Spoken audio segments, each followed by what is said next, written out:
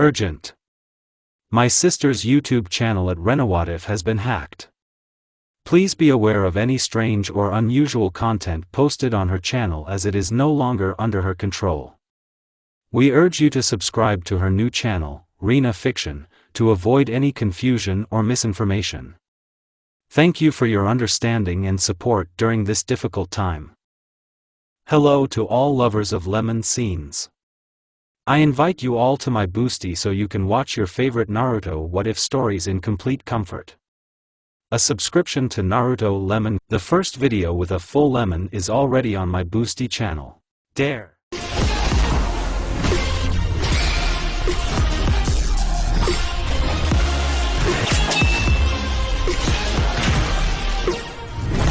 October 10th, the day when the wife of the 4th Hokage, Minato Senju, is due to give birth. This day started very badly for Minato. In the morning he fell right at the exit of the house, which caused Kushina to burst into a fist, to which Minato got up and, smiling awkwardly, hugged his wife. He headed to the residence. Along the way, he was not let go of various bad thoughts, because he was worried about his wife and his son. When he arrived at the residence, he could not concentrate on work, because his thoughts were only about his beloved, but he was reassured by Shikaku Nara, his advisor, and said that everything would be fine. Yes, Shikaku, I understand everything, but I have a bad feeling. Minato said nervously. Calm down, I think that the birth will go well. It's not for nothing that you prepared a place for Konoha and told the best ANBU squad to guard this place during childbirth, Shikaku said in a calm voice. Yes, you're right. Okay, it's time to sort out this pile of papers, Minato said in a tortured voice, because he didn't know what was going on when he agreed to be the 4th Hokage. I'll help you, Shikaku said in the same calm voice. After all, he understood that his friend was very worried and wanted to cope with this pile of papers and go to his beloved. All this time, Kushina Uzumaki was watched by Minato's student, namely Kakashi Hatake, a very capable girl, because she became a Chunin very early, and then ANBU. Kushina's day passed in principle normally. She was walking and was very happy, because today she has to give birth to her long-awaited child. During her walk around Konoha, she did not stop smiling, and Kushina also went into a couple of children's shops. All this time, Kakashi followed her, because her sensei gave a clear order: keep your eyes on Kushina, and in case of danger neutralize the scoundrel. While Kushina was walking, she met her friend Mikoto, who had her second son in her arms, who was born a couple of months ago. After a little chat, the women dispersed. Kushina decided to go home and cook dinner since Minato was going to be home soon. And so, at about 8 p.m., ANBU bursts into Minato's office in a dog mask and says that Kushina has started contractions. Minato gave the order to deliver Kushina to the shelter for Konoha, and he himself left everything to his friend and advisor and went to the house of the 3rd for his wife Biwako, because she was supposed to give birth to Kushina. Having delivered her to the shelter to Kushina, literally in a couple of minutes the birth began. Meanwhile, Minato put up a very powerful barrier in case the nine-tailed one breaks out, and left 100 experienced ANBU around the perimeter of the barrier so that no one would break through. But no one had to break through, because the birthplace of Jinchuriki was classified. But not for one creature. Namely, the White Zetsu. He found out about it a week before the birth and told Tobi everything. He had a big grudge against Konoha, and he wanted to destroy it. Well, so he was inspired by the shinobi god himself, Uchiha Madara. I must say right away, Kakashi didn't kill Rin with the help of Chidori, she was killed by the shinobi of Mist, and Obito saw it all. At that moment, Manjiko Sharingan awoke in her and he killed all the Mist shinobi, and he blamed Kakashi for everything, so he had a big grudge against the owner of Ashen Hair, and then Madara inspired him that it was Konoha who was to blame for Rin's death, and then Obito decided to immerse the world in eternal Tsukuyomi. Right, I wanted Madara, and he will continue the work of Madara. And so the birth lasted about 5 hours and finally a baby crying was heard. Kushina gave birth to a beautiful son with red hair and blue eyes and 3 stripes on each cheek, just like a little fox. Minato was very happy at that moment, but he understood that if he lost concentration at least a little, then Kubi would break out, and then everything would come to an end. And now the fourth begins to close the seal, when suddenly he hears the muffled sound of a fallen body. Turning his head, he sees his son being held by a man in an orange mask. And the body of Bivako lies on the floor and a pool of blood flows out from under it. Minato started the conversation. "What do you need? And who are you?" Minato said in a slightly frightened voice, "I need Jinchuriki. So it's better to get away from him or your son will die before he has lived 5 minutes in this world. And who I am, everyone knows me as a shinobi god and a legend, namely Uchiha Madara." At that moment, Minato tensed up, because he knew that Madara hated Konoha, and at the same time did not understand how this one could survive the battle with the first Hokage. Suddenly, Minato's thoughts are interrupted by a child crying, and Minato saw a masked man begin to hold a kunai on his son's cheek, and the next moment he throws the bundle with the child up and Minato catches his son with the seal of the Thunder God on the ceiling of the room. "After all, you really are very fast, fourth," Madara said when suddenly Minato hears the hissing that is inherent in explosive tags and he teleports to the altar and at the last moment takes off his son's diaper, and it explodes. From the explosion, Minato fell to the 5th point and drove a couple of meters. When he stopped and made sure that his son was all right, he noticed a piece of wood in his leg, took it out and threw it into the air, but as soon as the piece of wood touched the ground, Minato disappeared. He appeared at home and, putting his son in bed and saying that he would be back soon, he teleported to Kushina, from which the Kubi had already been extracted. Minato turned his head towards Konoha, where the battle against the Nine Tails was already underway. He understood that it was impossible to delay and, having teleported Kushina to his son, he went to battle with Biju, because he is a Hokage and must protect the village. Minato appeared on his stone head and, having assessed the situation, began to think out a plan, when he suddenly noticed that the Kubi was forming a large amount of chakra into a dense ball, and this ball was directed at Minato. Here the ball is flying, destroying everything in its path. There were a couple of meters left before the contact, as Minato folded a series of seals and stretched out his hands to the Biju bomb along with his special kunai. He transferred the threat with the help of a space-time barrier beyond Konoha, but the explosion was so powerful that the shock wave almost blew Minato off the cliff. Minato saw Sharingan clearly in the fox's eyes, and he realized that Madara had subdued him. Suddenly Madara appears behind Minato. Minato, without hesitating for a second, strikes a kunai with a U-turn to the head, but Madara missed the blow through himself, and when Minato's hand passed completely, Madara grabbed his hand and tried to drag him into an incomprehensible funnel, but Minato did not lose his head and moved with the help of the Thunder God's flight to one of the polygons. Madara immediately appeared. Hokage started the fight and tried to impose taijutsu, but all the blows passed through, but Madara's blows were material. After 5 minutes of the fight, Minato understood the essence of the technique, and now Minato is running at Madara, and he is at him. Minato decided to use the Thunder God's flight of the second stage. And so Minato throws his kunai, which successfully flew over Madara's head. Each of the opponents thought, whoever strikes first, wins, so Madara remains literally 20 centimeters before Minato, but he formed a Rasengan in his hand in a second. For 10 centimeters, Madara thinks that he has won, but Minato instantly disappears and appears over Madara and stabs him in the back with a Rasengan at the moment when he materialized. After Minato slammed the enemy into the ground, he immediately put a seal on breaking the contract, which caused control over the Nine-Tailed to fall off, and Madara, saying that they would meet again, disappeared. Hiruzen, thanks to his call, was able to push Kubi out of the village, and Minato, calling Gamabunta, together with Kushina, who restrained the tailed man with chains, decided to seal him in Naruto. Minato made this decision right after the fight with Madara, when he moved home, deciding to take the child. Kushina stopped him and said something that would help seal the fox.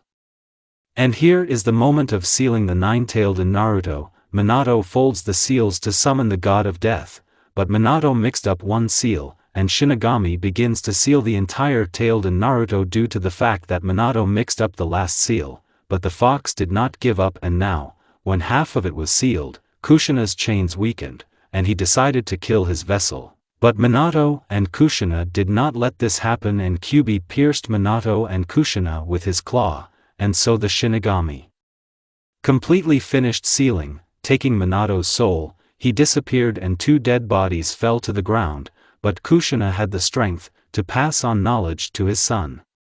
She, having folded some seals, touched her son and passed on her knowledge and the knowledge of her father. A third and his personal ANBU squad appear in the clearing. Kushina said with the last of her strength what her son's name was and died. Hiruzen ordered the bodies of Minato and Kushina to be burned and their ashes buried. Hiruzen took the boy and went to the village. After giving the child to his son Asuma for a while, he called a council of clans and elders. At the council, "We need to decide who will be the next Hokage and what to do with Minato's son," Hiruzen said. Danzo Shimura took the floor. "Hiruzen, I propose to give Minato's son to the orphanage and, when he enters the academy, tell him who his parents were, and you return to the post of Kage," Danzo said. "I think it's better to put him under Jiraiya's care," Shikaku said. "But he left the village already half a year ago, and we don't know when he will return," said Fugaku Uchiha. "That's right, then it's better to send him to an orphanage and, when he goes to the academy, tell him who his parents are, and yes, I agree, they will return to the post of Kage," Hiruzen said. "We agree with everything you said, and we do not object to your return to the post of head of the village," all the heads agreed. With that, the council of clan heads dispersed, and Hiruzen went to a surprisingly surviving shelter. Konoha was not so badly affected. The center of the village was mostly destroyed, and the shelters that were located on the outskirts of the village were not affected. 3 years have passed since that terrible day when Konoha learned the pain of loss. Naruto grew up a very smart boy for these 3 years. He learned to walk, talk, read and write. If he wasn't hated, then Naruto was called a genius, but by Uzumaki standards it's the norm at that age to read and write. Naruto still lived in the shelter. Twice a week, the orphanage teachers took the children to the village so that they could see what awaits them in the future. Naruto always walked with the same tutor, who always left the child to fend for himself. When the inhabitants of the leaf noticed the red top, it was for them like an order to attack. They began to discuss it, and the bravest ones threw stones at the red-haired one, but despite all this, Naruto never complained about it, because he wanted to become the greatest shinobi of his generation, so that he, like Shodai Hokage, would be called God Shinobi. He wanted the villagers to recognize him, so he endured in order to show in the future who they nobly. The only people who did not treat Naruto as garbage were the Hokage's Sandame Hiruzen Sarutobi and his loyal friend and comrade in arms Shimura Danzo. The first Naruto liked to call Grandpa the third, and Danzo, Naruto called simply Grandpa. These two old men were not against such an attitude towards themselves, but on the contrary, they were very happy, especially Danzo, who had never had any children or grandchildren. The way Naruto called him warmed his soul. When Naruto visited Danzo at the orphanage, he always told the kid about the history of the shinobi world, about the chakra and everything in the world. Also Danzo from time to time gave Naruto the books that he asked for.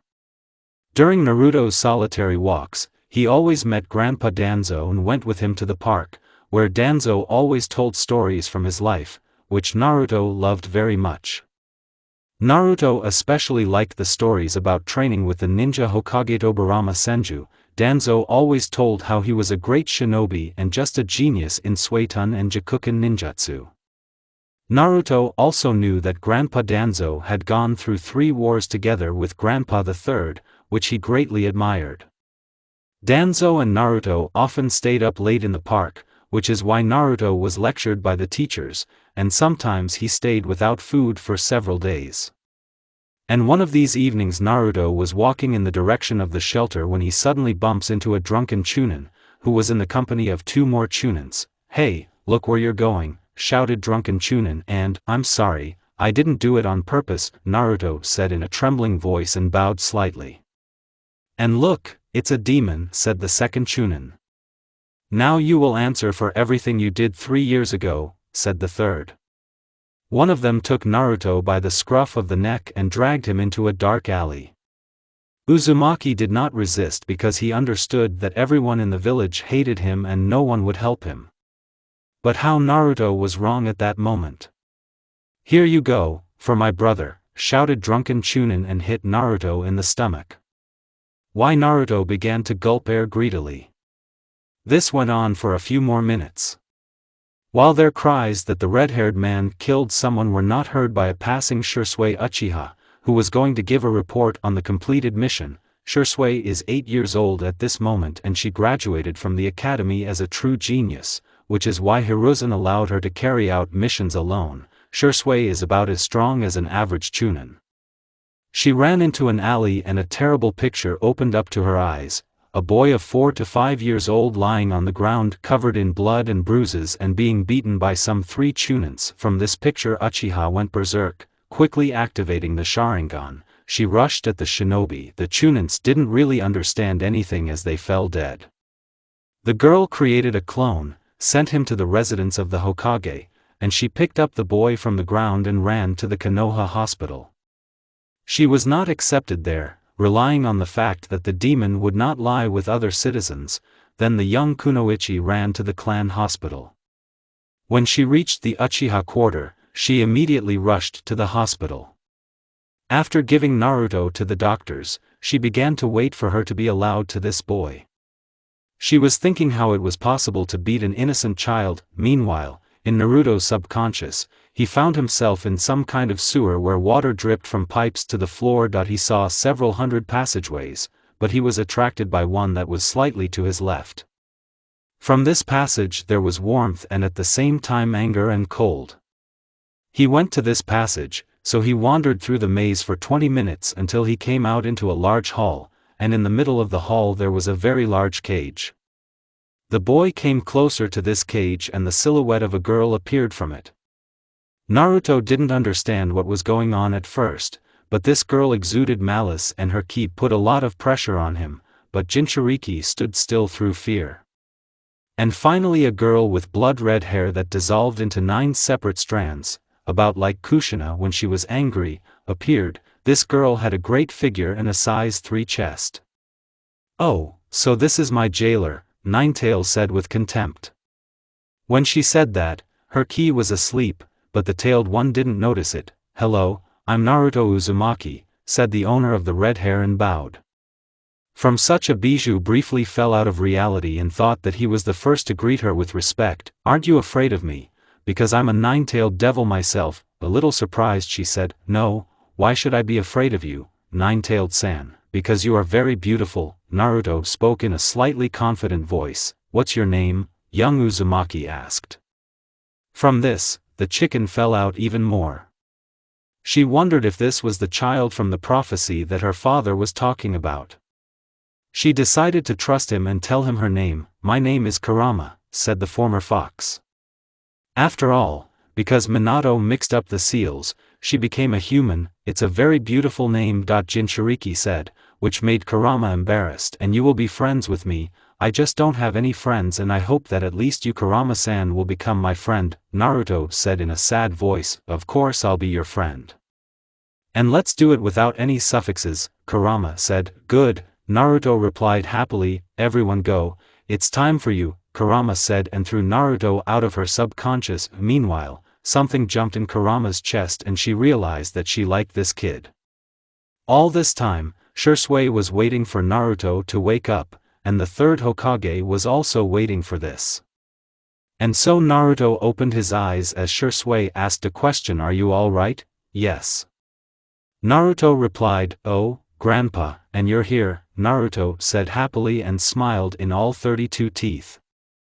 From this smile, something jumped in Shirsue's chest, but she did not understand what was wrong with her. "Yes, I also came when I found out that you were in the hospital," said the third. "Okay, I'll probably go, and you get better," said the third and left the ward. He left so quickly because he noticed that Shirsue blushed at the sight of Naruto's smile and thought that they would be a great couple in the future.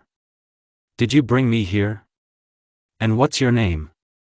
"My name is Naruto Uzumaki," the red-haired man said, smiling again in all 32, which made Shirsue blush even more. But she pulled herself together and answered, "Yes, I brought you here. My name is Shirsue Uchiha," said the girl. "Nice to meet you, Shirsue-chan," Naruto said, "and Naruto-kun for me," said the Uchiha clan Kunoichi with a smile. "You get better, and I have to go on a mission," Shirsue said. "Okay," Naruto said and smiled. After that, Shirsue left the ward, and Naruto was discharged an hour later, and he went to the shelter where he received a scolding from the educators and was left without food for the whole day, and he was also locked in a room in addition.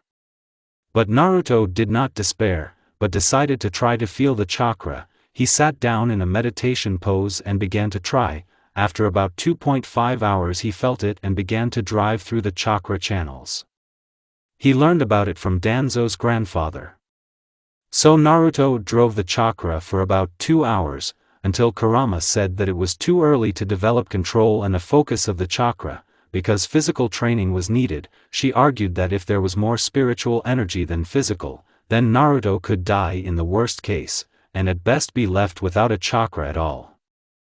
Naruto listened to her words and promised that he would never die and would train to protect Kurama. From the words of the boy, the girl blushed.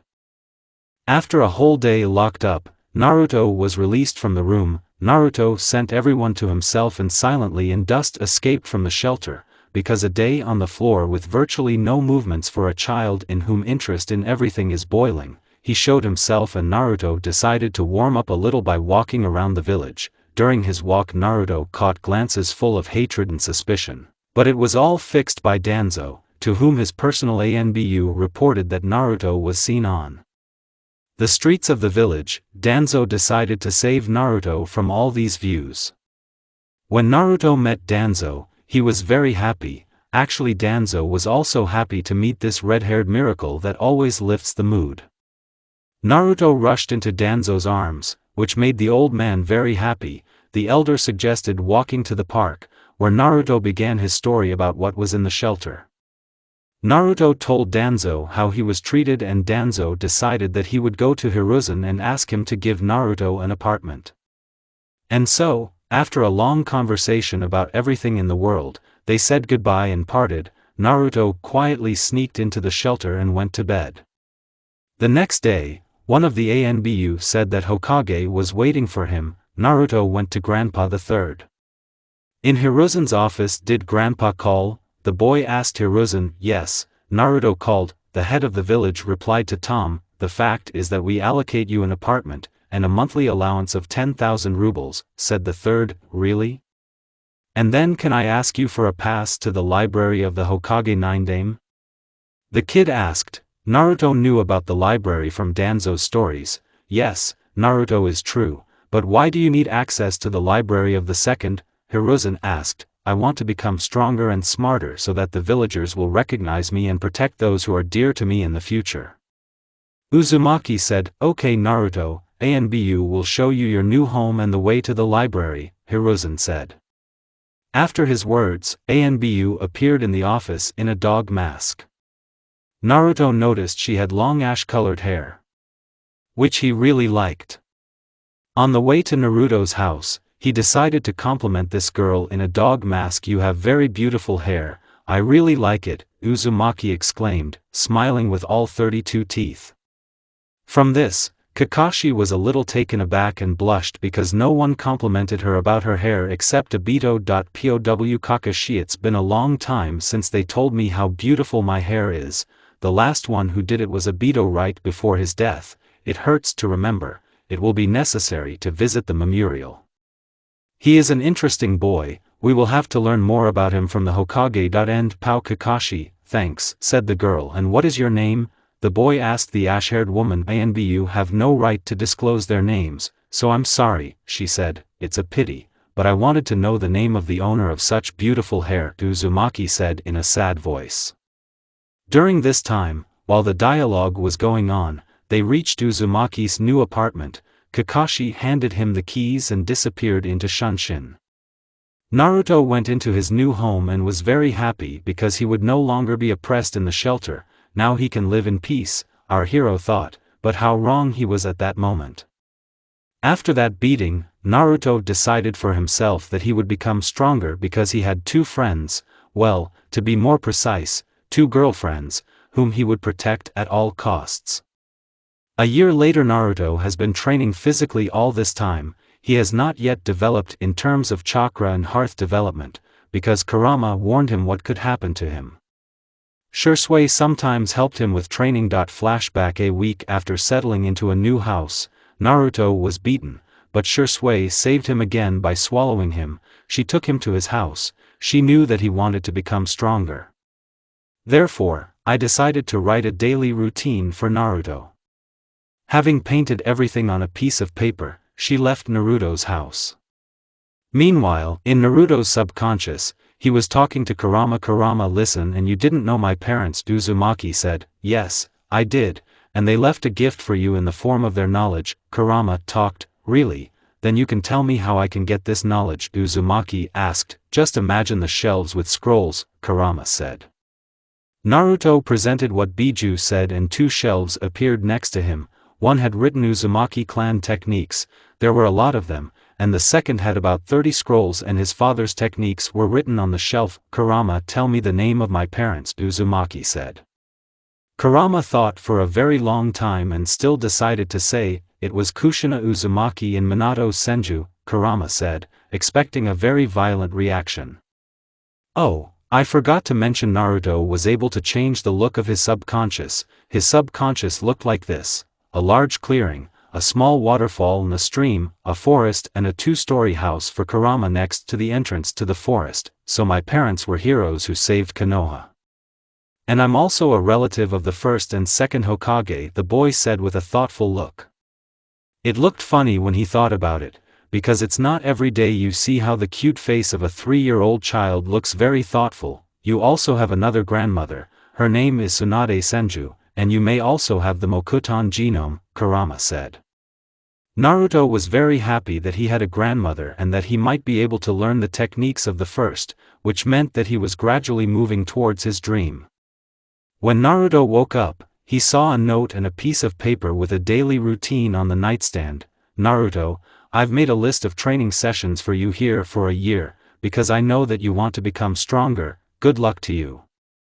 Shisui. Naruto was overjoyed at this and looked at the piece of paper. There it was written, rise at 6:00 in the morning, charging breakfast, jogging in the circle of polygon number 31. This is the abandoned Konoha polygon, where Shisui likes to train. 5 laps of about 5 kilometers, 15 push-ups, 15 squats, 15 on the press, 10 pull ups. Increase the number of repetitions every month. Naruto completed all the exercises the next day and fell asleep at the training ground from fatigue. Kakashi watched all this and wondered how a 3-year-old child could do this. After Naruto passed out, she took him home. And Kurama helped with the theory in all aspects of ninja and fuin, because this is a very difficult art. Naruto found all the necessary scrolls with different seals and barriers on the shelves. He just read the properties of barriers and seals, and Kurama explained how it all works, how much it can stand and how it should be done correctly, because many scrolls did not have it as written how to draw a certain formula, and therefore Kurama explained what she saw herself when she was sealed in. Mito Uzumaki, and flashback. Now Jinchuriki is already 4 years old. Well, in 10 days it's his birthday. He knew that on this day they celebrate the victory on the Nine-Tailed and thought that he would get very much on this day. Naruto was also very well built. Well, as for a 4-year-old child, he could easily escape from Chunin, but he could no longer catch up with him forever and beat him up. And then his birthday came. He decided that he would not go anywhere today and stay at home, but fate had its own plans and Naruto ran out of food. He had to go to the store where he was overpriced. Walking through the streets of Konoha, everyone turned to him because it was because of him that their loved ones died on that day.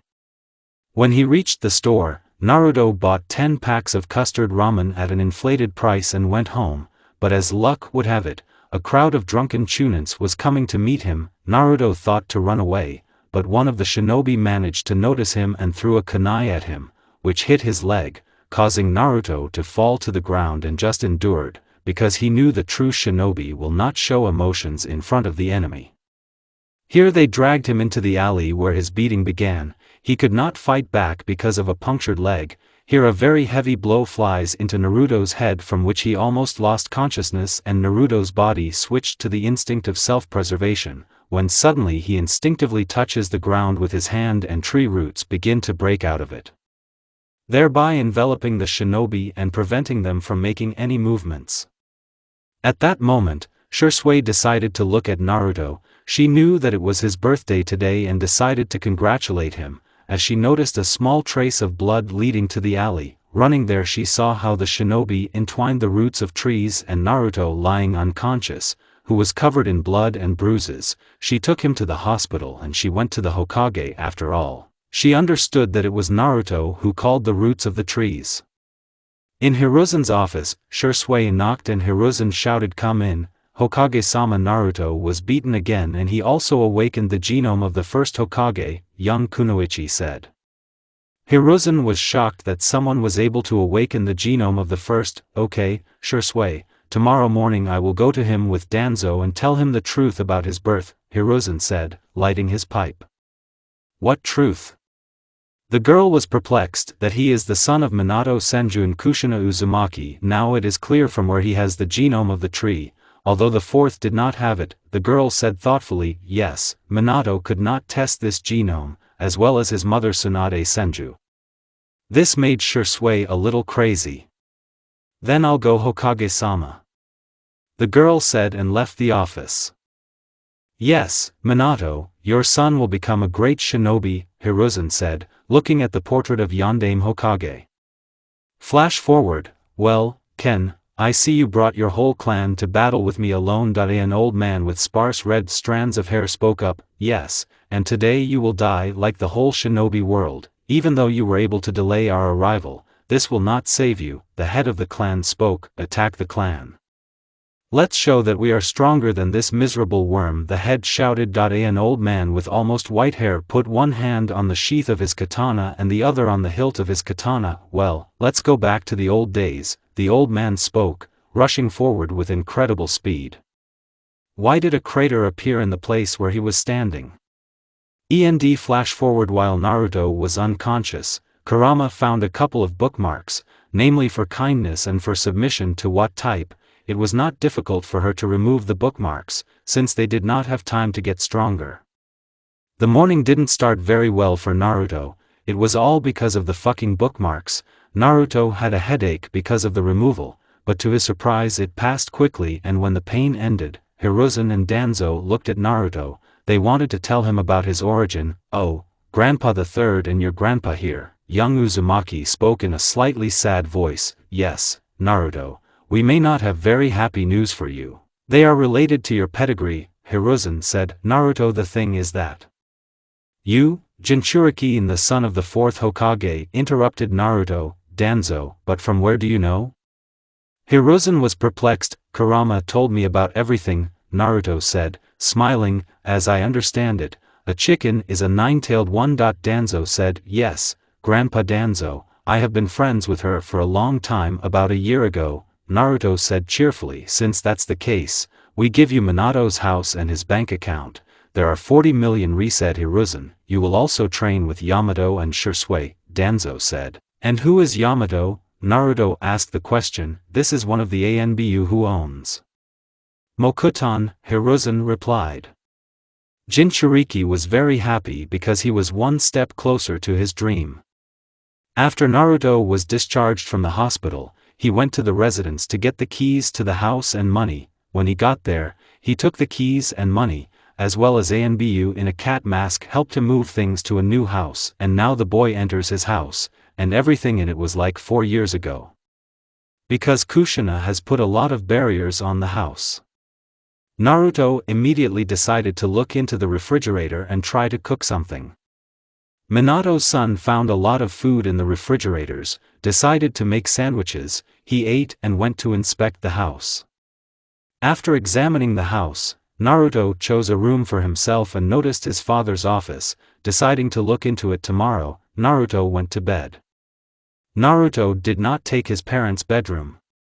Naruto had a good morning because his life is starting to get better. It remains to fulfill his dream and get on the same level with the legends of the shinobi world. After doing all the water procedures, Naruto went down to the kitchen and started cooking breakfast.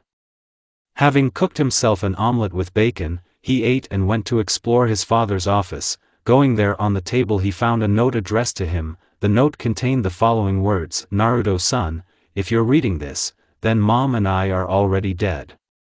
In my office you will find the scrolls of the first Hokage with the techniques of the tree, but I think they will not be useful to you, and also there is a hiding place behind the cabinet. There is money and a katana that my mother and I wanted to give you for your 8 years. I'm sorry, son, that we can't raise you. With love to Senju Minato and Uzumaki Kushina. This note made Naruto cry for the first time in his little life. He decided to open the hiding place. With great difficulty pushing aside the cabinet, Naruto found a seal on the wall. Bite your finger and swipe the seal, a voice rang out in Naruto's head. It was Kurama. Okay, Naruto answered her and did everything as Kurama said. Running his finger over the seal, the wall moved away and Naruto found a bag with money, about 20 million ri, and a katana in a red and black sheath. Exposing it, he saw a blade red as blood, and on the guard were the coats of arms of 2 great clans, namely Uzumaki and Senju. The boy was very happy because he could become even stronger. Next to the katana there was a scroll with a description of her actions. Space-time seal, allows you to absorb techniques. Chakra conductivity, seal of paralysis, at the slightest cut the enemy will freeze and will not be able to move for about 2 minutes, and the last restoration of the blade with blood, like Zabuza, his sword can become sharper and recover. Naruto also found a scroll where it was said that in Uzushio there is a hiding place where all the knowledge of the clan is hidden. Naruto, when he found out about this, he immediately decided as soon as he became a shinobi, he would go to Uzushio. After all the inspection, Naruto knocked on the house, closed his father's office. Naruto went to meet the guests. Opening the door, he saw Shisui and another man in Anbu uniform but without a mask. Jinchuriki guessed that it was Yamato. Hello Naruto-kun, said Shisui, and smiled sweetly at this red-haired tomboy. Hello Shisui-chan and hello Yamato-san to you, Naruto said cheerfully, smiling at the same time. Naruto, get ready, we're going to practice, Shisui said. Now, 5 minutes and I'll be out. Naruto came out after the training camp and went with Shisui and Yamato to the training ground number 31. Arriving there, Naruto began to warm up. After the warm-up and this, 50 laps around the polygon, 100 squats, 100 pull-ups, 100 push-ups, 100 on the press. Naruto called Shisui and started talking. Naruto, you know what a chakra is, right? Shisui asked. Yes, Shisui-chan. I woke her up when I was 3 years old, Naruto said cheerfully. Yamato was shocked by Naruto's words, as was Shisui, because it is simply unthinkable to awaken the hearth at 3 years old. Well, then take 5 leaves and pinch them between your fingers and hold the chakra over them, so we will know your chakra element. If it burns, this is Kato, it gets wet, this is Suiton, this is Doton, this is Raiton, and if it splits into 2 parts, this is Futon, Shisui said.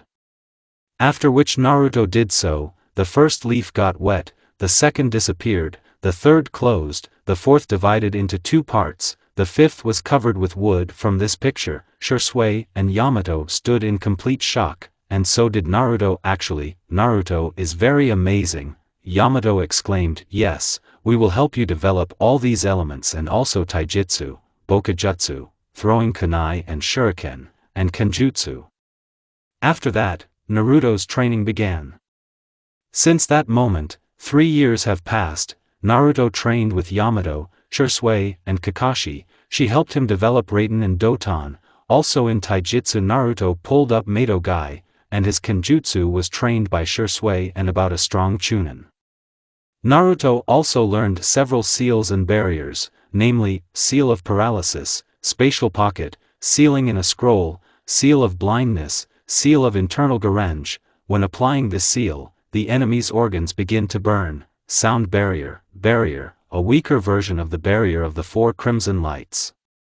Naruto also wore Fuin weights of about 100 kilograms each, which Shisui gave him for his 6th birthday. Flashback, Naruto, my friend Kakashi will train you today, Shisui said. Good Shisui-sensei, Naruto said. After his words, the girl who accompanied Naruto to his old apartment appeared. Hello Naruto, I've heard a lot about your successes, Kakashi said. You're the same ANBU, Naruto said. Yes. My name is Kakashi Hatake, Kakashi said a little embarrassed. Shisui noticed this embarrassment and realized that Kakashi had her eye on Naruto. Hatake realized during the time she was training Naruto that she loved him, and so let's start mastering Raiden and Daten, Kakashi said, to which Naruto smiled and they started training. So Naruto looked carefully, Kakashi said, then folded a series of seals and shouted Daten, a wall of mud remember? Kakashi asked, to which she received an affirmative nod, so you try to do it while I sit.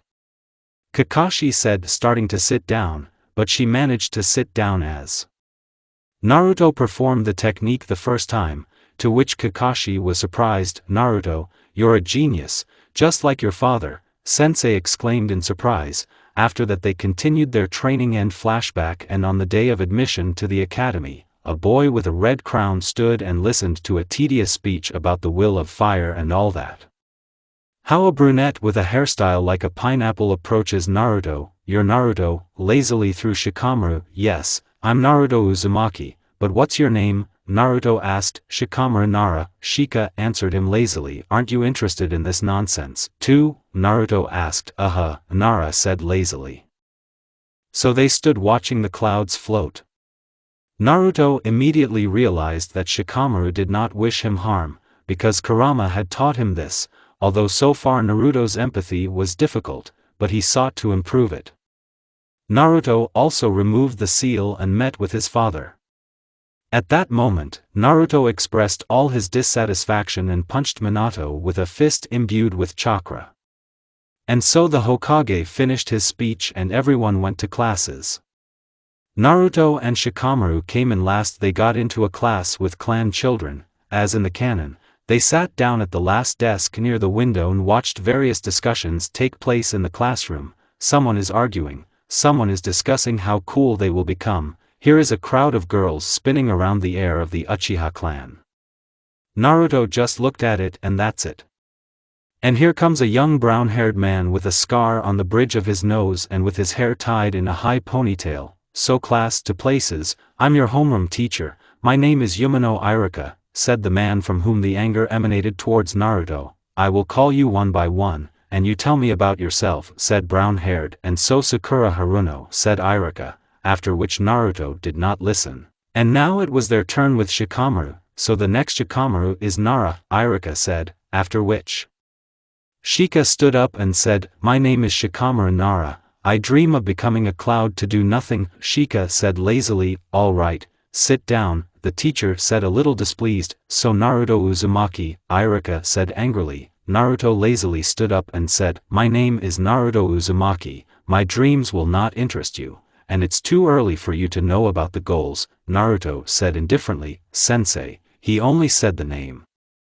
Kiba Inuzuka shouted, so silence. Sit down Naruto, Irika said, and since today was just an acquaintance, I'm letting you go. Tomorrow you all come at 8 in the morning, Irika said. After that, the whole class went home, and Naruto said goodbye to Shikamaru and went home to cook his lunch, but he was immediately intercepted by Inuzuka. Hey, you upstart, what do you think you are? You think you're so cool that you just called your name? The dogman shouted at him and threw drool in all directions. Listen, dog, if you do something else like that and distract me from my business, then You will not be well, Naruto said and looked at Kiba with a look full of disgust and contempt. Oh, you! Shouted Kiba and tried to hit Naruto in the face, but Naruto easily went to the side while hitting Kiba with his foot in the stomach, but as soon as the dogman began to bend, Naruto hit him again but from top to bottom with his foot on the head, causing Kiba to fall face down into the asphalt and passed out. Naruto did all this in a couple of seconds without taking his hands out of his pockets. When Kiba was lying on the asphalt, Naruto looked at him with contempt and spat on him, and then disappeared in a red flash. Naruto has learned such techniques as replacement, shadow cloning, Rasengan, henge and other weapons with the chakra of wind and lightning. From natural techniques he learned Suiton, water core, wall of water, tsunami, water arrows, water prison, water bullets.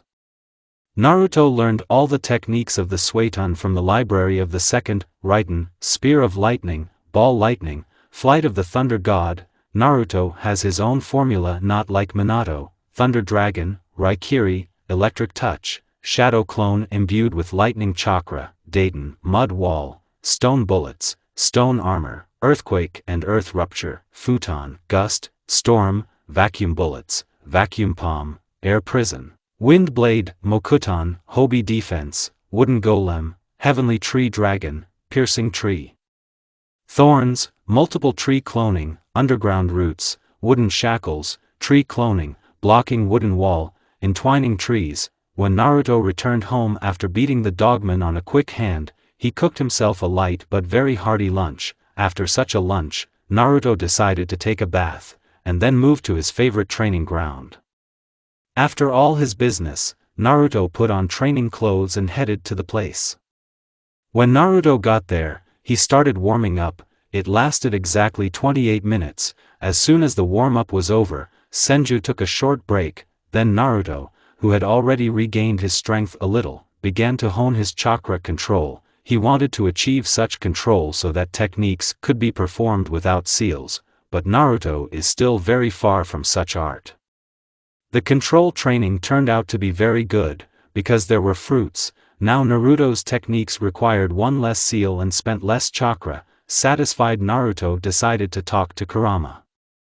"Hi Ku, how are you feeling?" the red-haired man asked. "Hi, it's just great because you came to visit me," a girl in a red kimono and with the Uzumaki coat of arms on her back said with a smile. "Ku, and why do you have the coat of arms of my clan on your back?" the future head of the clan asked. "Well, you know, I can also say Uzumaki, because I am the keeper of the Uzumaki clan," the girl said. "Oh, I see.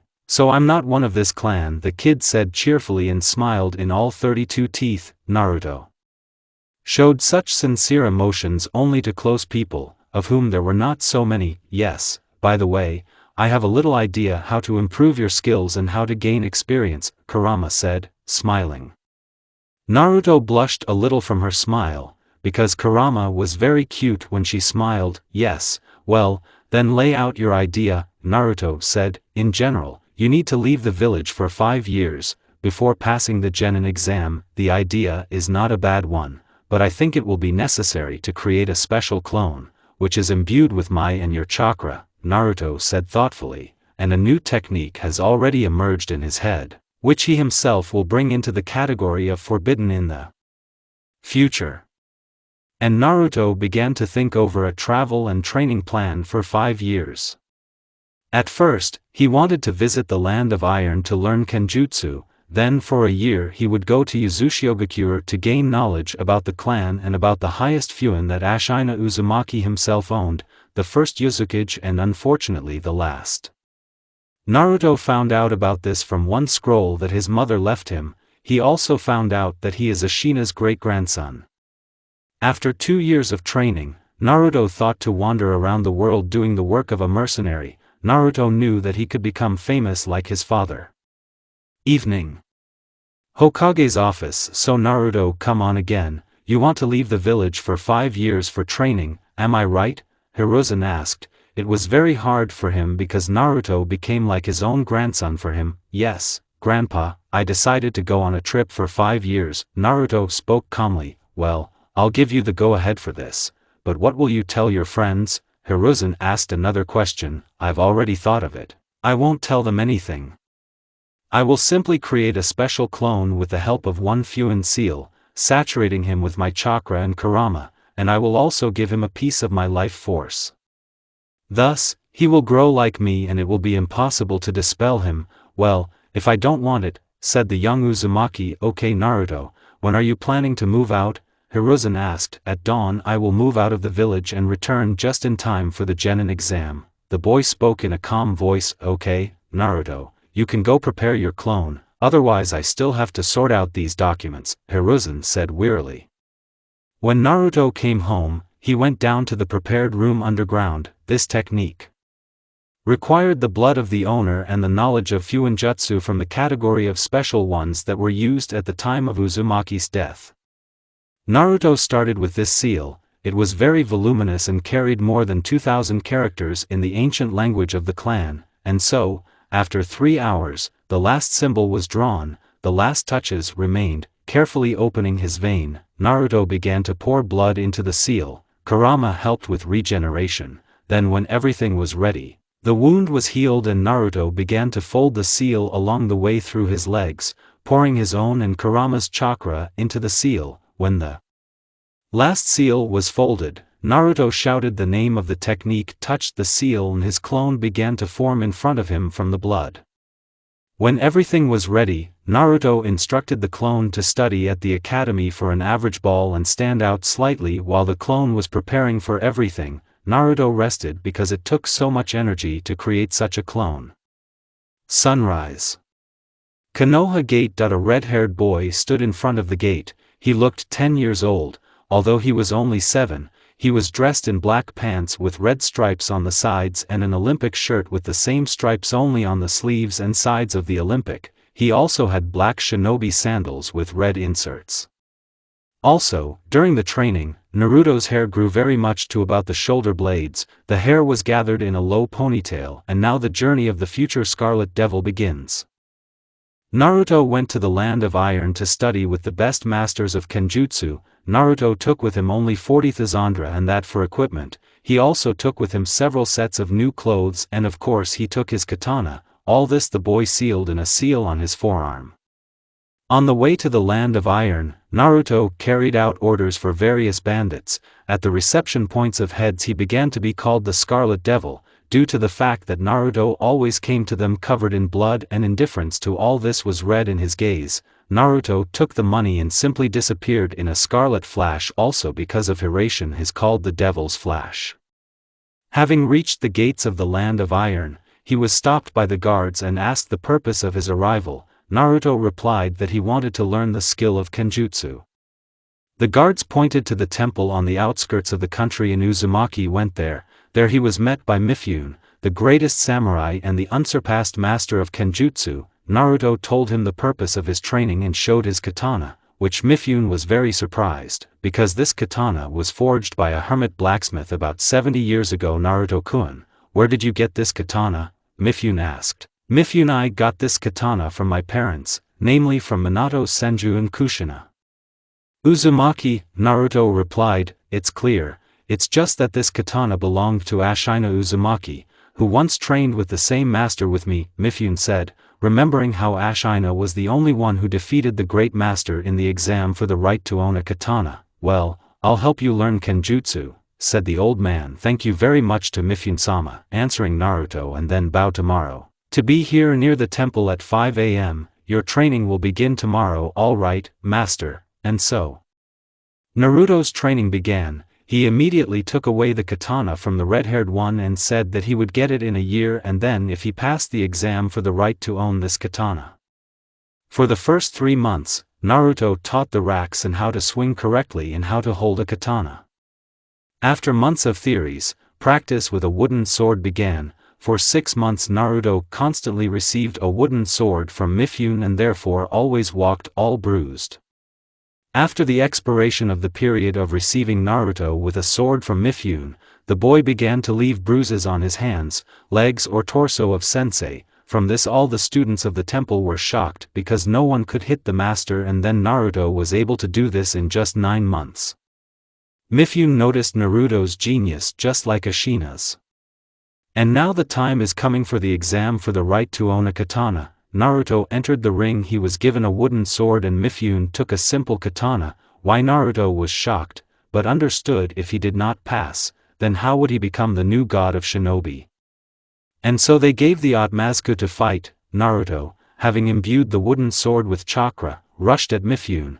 Their fight was like a dance where no one wanted to give in, and so Mifune was hit from top to bottom and at such a speed that not every Sharingan would notice, but Naruto was able to dodge and strike at the body from which Mifune spat blood. From this picture, everyone was shocked. No one could have thought that the master would be struck with such force that if Naruto had a real katana, Mifune would have died, and so Sensei says that everything is enough and that Naruto is worthy of the title of samurai and worthy of owning a katana. So Naruto took his weapon and said goodbye to his teacher and went to Uzushio. At that time in Konoha, no one suspected that Naruto's clone was walking in his place, and here again was a boring day at the academy where they talked about the chakra and its control. Naruto's clone didn't listen because he already knew what a chakra was. Iruka, noticing that Naruto wasn't listening to him, decided to teach him a lesson and ask about the chakra because he thought that Naruto didn't know anything, although he was studying quite well. Naruto, tell us about the chakra, otherwise I see you know everything. Iruka quipped, well, the chakra consists of physical and spiritual energy. It can also interact with the body. Only 5% of the population can become ninja. Doctors, there is also a special chakra that is peculiar to the Senju clan, which is why almost all Senju could use medical techniques. Well, like everything, Naruto's clone said lazily. Everyone in the class was shocked by his answer, as was Iruka. Well done, sit down 5. Iruka said dumbfounded. After the academy, the Naruto clone decided to take a walk in the park, but as luck would have it, his walk was spoiled by hooligans who began to molest the second daughter of Hayashi Hyuga. The Naruto clone easily piled on them and sent them home. The clone gave his hand to the girl and asked what her name was. My name is Hanabi Hyuga, said the girl blushing very much. My name is Naruto Uzumaki. Your servant is coming there, so we'll see Hanabi later, the clone said, with a smile, and disappeared in a red flash. The girl on the way to the clan thought how handsome he was and how to win his heart because she fell in love with him. One thing she knew for sure, that she would achieve her goal. All these events took place about 2 months after Naruto left the village. When Mifune's training ended, Naruto went on to wander the world. His path lay to his homeland and his mother's homeland, namely, to a village hidden in a whirlpool. As Naruto learned from Kurama, there is an enormous amount of knowledge of the Uzumaki clan stored there. Naruto spent a year in his homeland, but in fact this figure is much more than all thanks to the space-time barrier in which Naruto spent 5 years studying the knowledge of his clan. A little more than a year passed behind the barrier. When Naruto, in the 3rd year of studying techniques, moved to the highest rank, Naruto met his great-grandfather, Ashina Uzumaki. He was the first Uzukage of the village, told Naruto that the highest Fuin was subject only to pure-blooded Uzumaki from the main branch of the clan, and he also gave him knowledge that was considered lost for many years. During these 5 years that have passed in the Naruto barrier, he has changed a lot. He has become much taller, the body has also undergone changes. Naruto has good musculature. And thanks to the lost knowledge of Uzumaki, the red-haired man was able to understand the seal of the god of death and free Kurama. She became a full-fledged person, but also in Naruto's seal there were parts of Kurama's chakra for the tailed beast mode. In the lost knowledge, there were even styles of taijutsu that amazed with their power and grace. Naruto decided to combine the Uzumaki style with his personal fighting style. The consequence of this was an unprecedented style. Blows with their power could carry mountains. Also thanks to good knowledge in anatomy, Naruto could disable an opponent in a couple of blows. When the training at home ended and Naruto studied everything that his ancestors had left him, he and Kurama went to wander the world, gaining experience and earning a name for themselves. Naruto carried out orders for various criminals. One of these orders brought him to the land of lightning. After completing the order, he reported to the customer and took the money. Naruto decided to relax in the land of lightning. He booked a room in the best hotel in this country. Kurama was glad of this outcome of events. She had long wanted to take a hot bath, because they had not stayed anywhere for the last month. Coincidentally, it was Naruto's birthday that day. She decided that she would give Naruto something, so after sending Naruto to the room, she went to look for a gift for him, because Kurama became even more attached to him while they were wandering and while Naruto was training in his homeland. POW Kurama, I need to give him something. That's just what, I do not know. We need to go for a walk around the capital, maybe something will catch your eye. I went for a very long time and chose what to give him, and when I went into one gun shop, I saw a tanto. The blade was the same as his katana, and I decided to give it to him. I think I would like it. After buying tanto, I went back to the hotel. On the way to the hotel, all men's eyes were riveted on my chest. It made me uncomfortable and I decided to release a little key. All these pathetic freaks are not worthy of me. Only one person is worthy of me, and that's Naruto. How do I want him? I want that he would have taken me and left. So calm down, he's still a kid, even though he looks like a teenager. Behind these thoughts, I did not notice how I reached the hotel. Opening the door of our room with Naruto, I saw him standing in one towel on his belt. From this picture I blushed very much and seemed to get wet. I decided to act, because I'm not going to wait for who knows how long. Going up to him I ran my hand over his chest. End POW Kurama.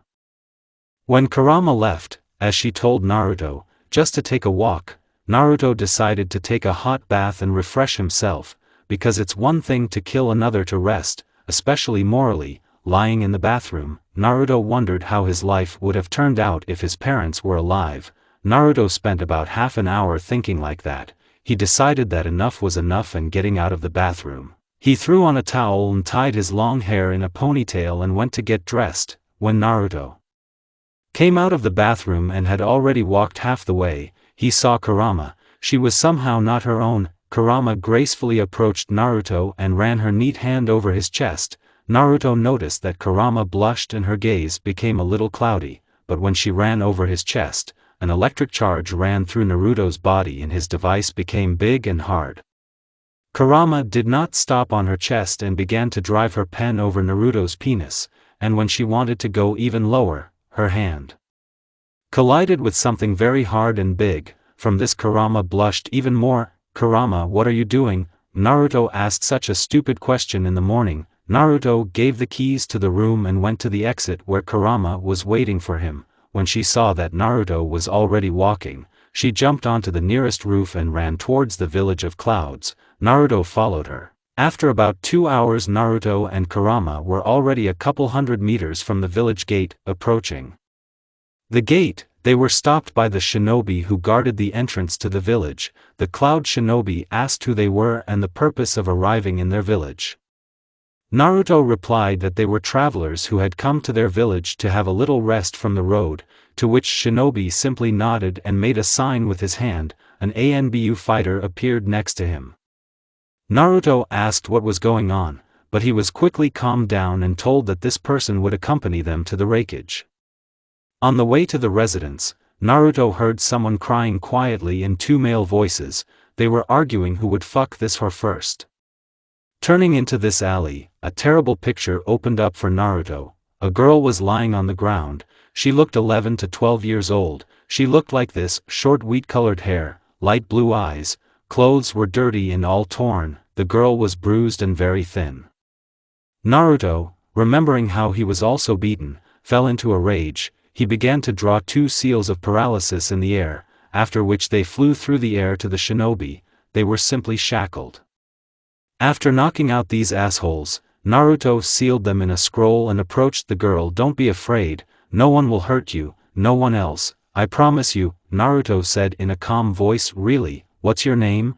The girl said, a little scared. My name is Naruto Uzumaki, and this girl next to me is Kurama Uzumaki, Naruto said with a smile, and you can take me away from this village. I am hated and beaten here.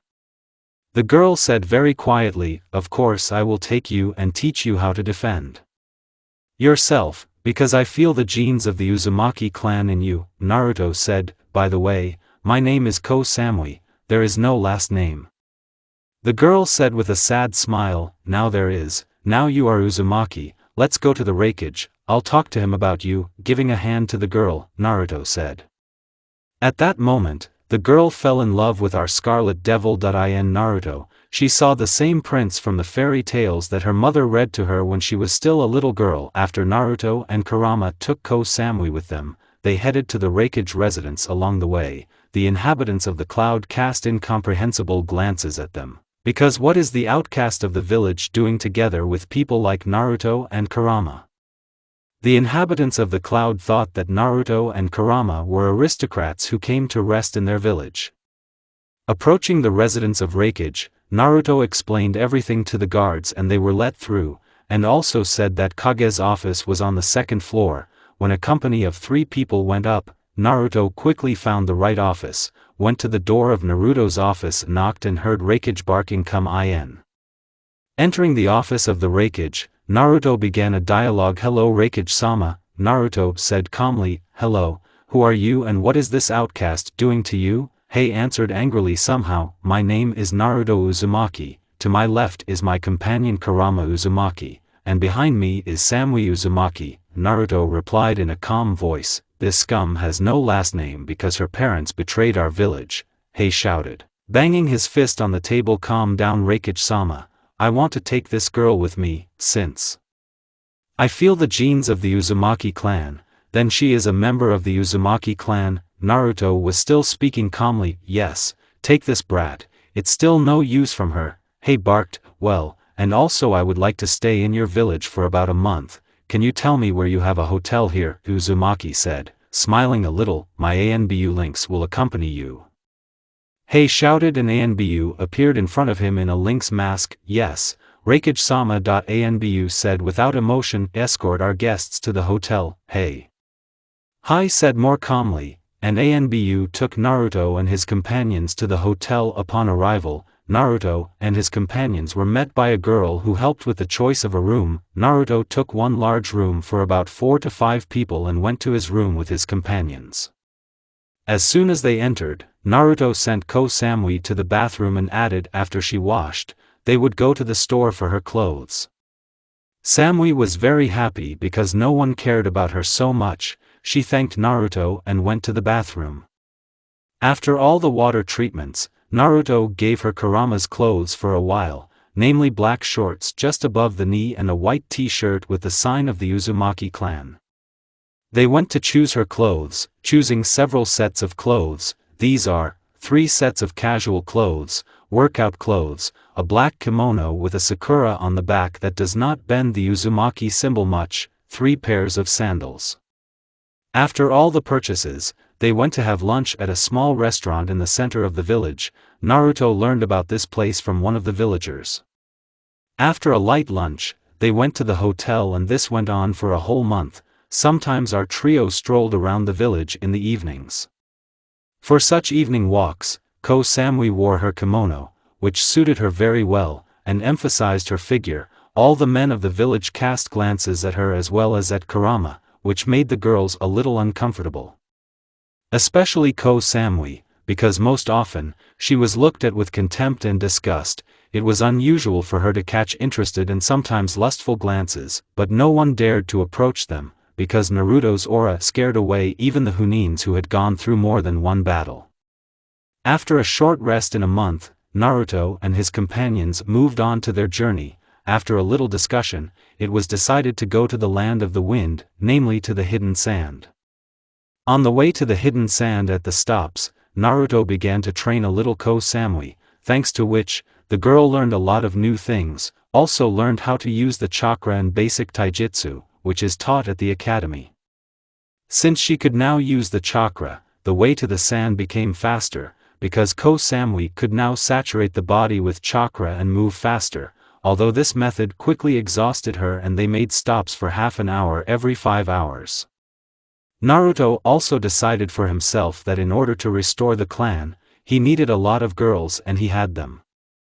On the way to Sunu, Naruto and his companions came across a wounded girl who looked like she was about 14 to 15 years old. Coming closer, Naruto could see her neat facial features, brown eyes. She had dark green hair gathered in a bun with a hair needle and 2 strands of hair of different lengths with orange tips.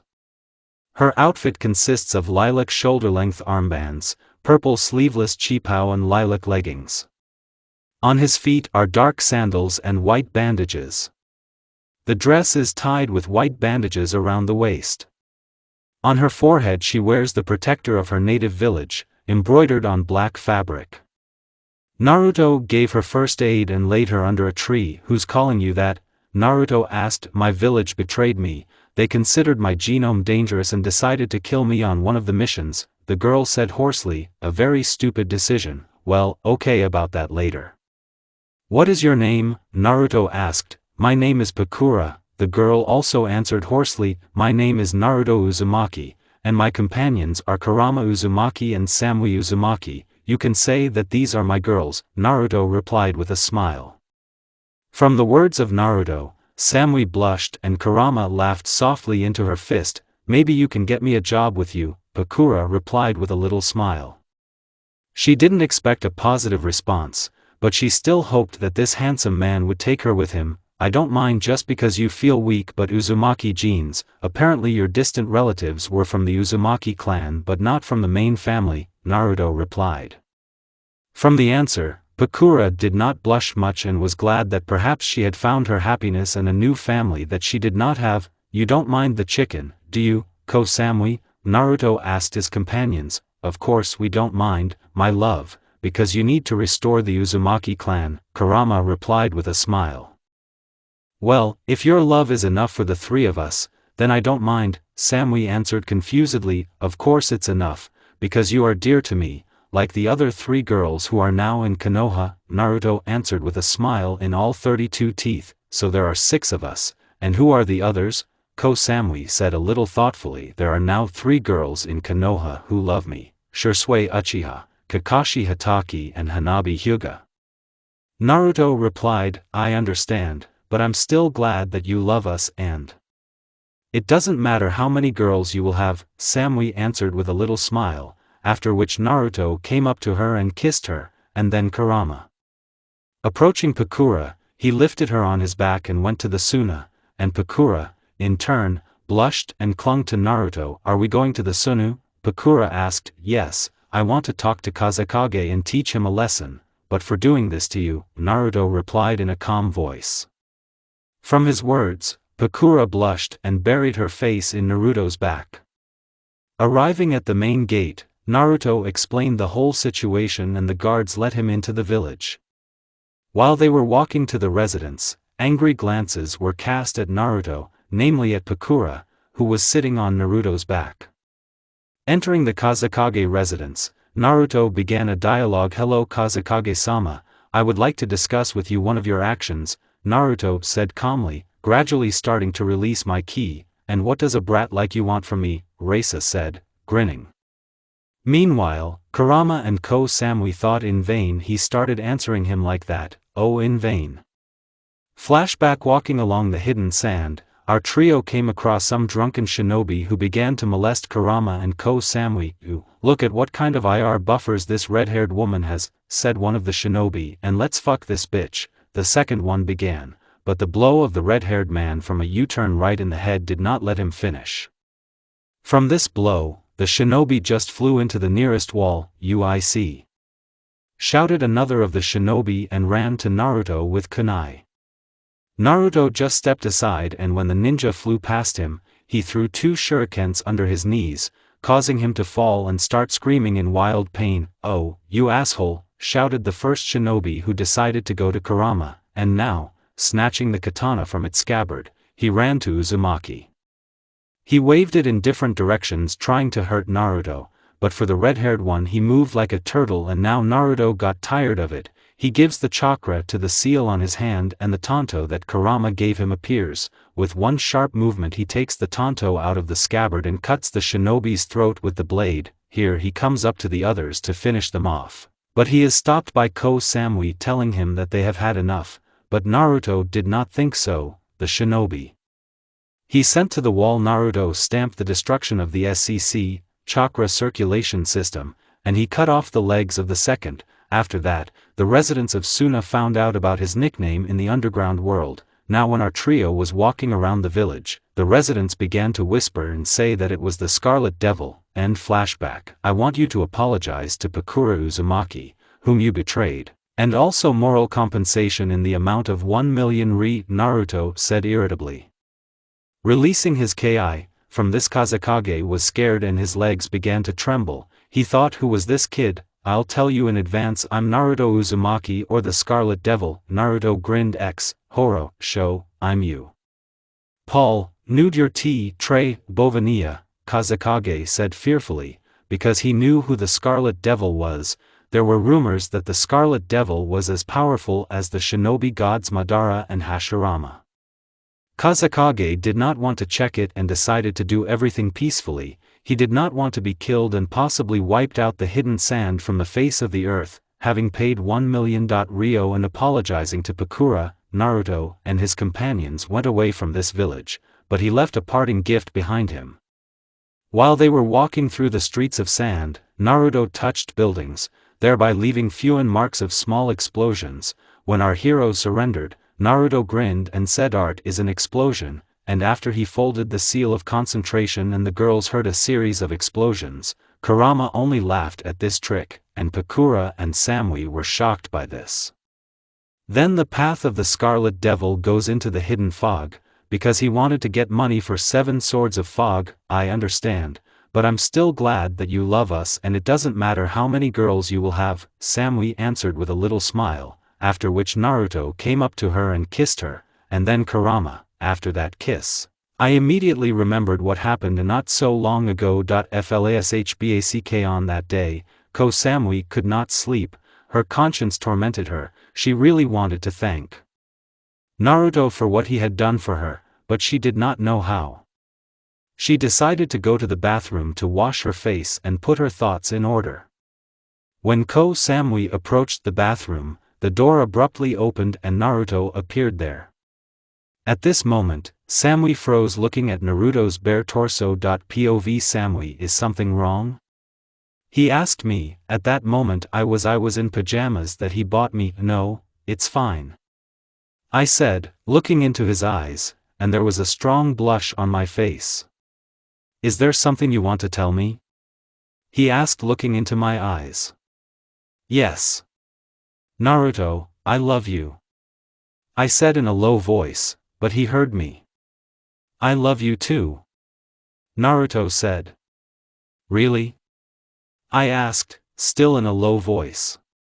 Of course, Naruto answered me. End POV Ko Samui. After that, Naruto took the girl by the hand and dragged her into the bathroom. Samui got lost and did not know what to do.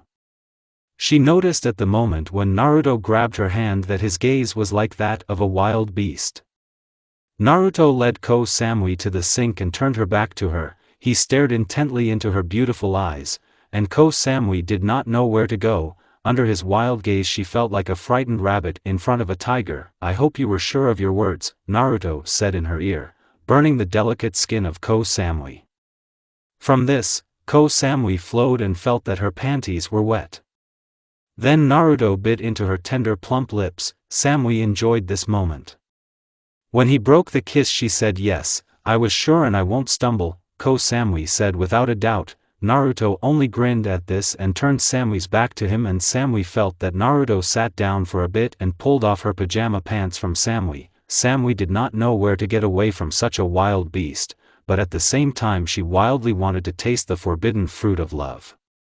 While Naruto was infatuated with her ass, Samui took off her shirt, and there was nothing under the shirt, only her beautiful bare breasts. Her bosom became hot, and she felt completely naked in front of him. Ko Samui, he whispered reverently. There was no foreplay, no smooth transition to what he did to her afterwards. His mouth, her womb, lips met lips.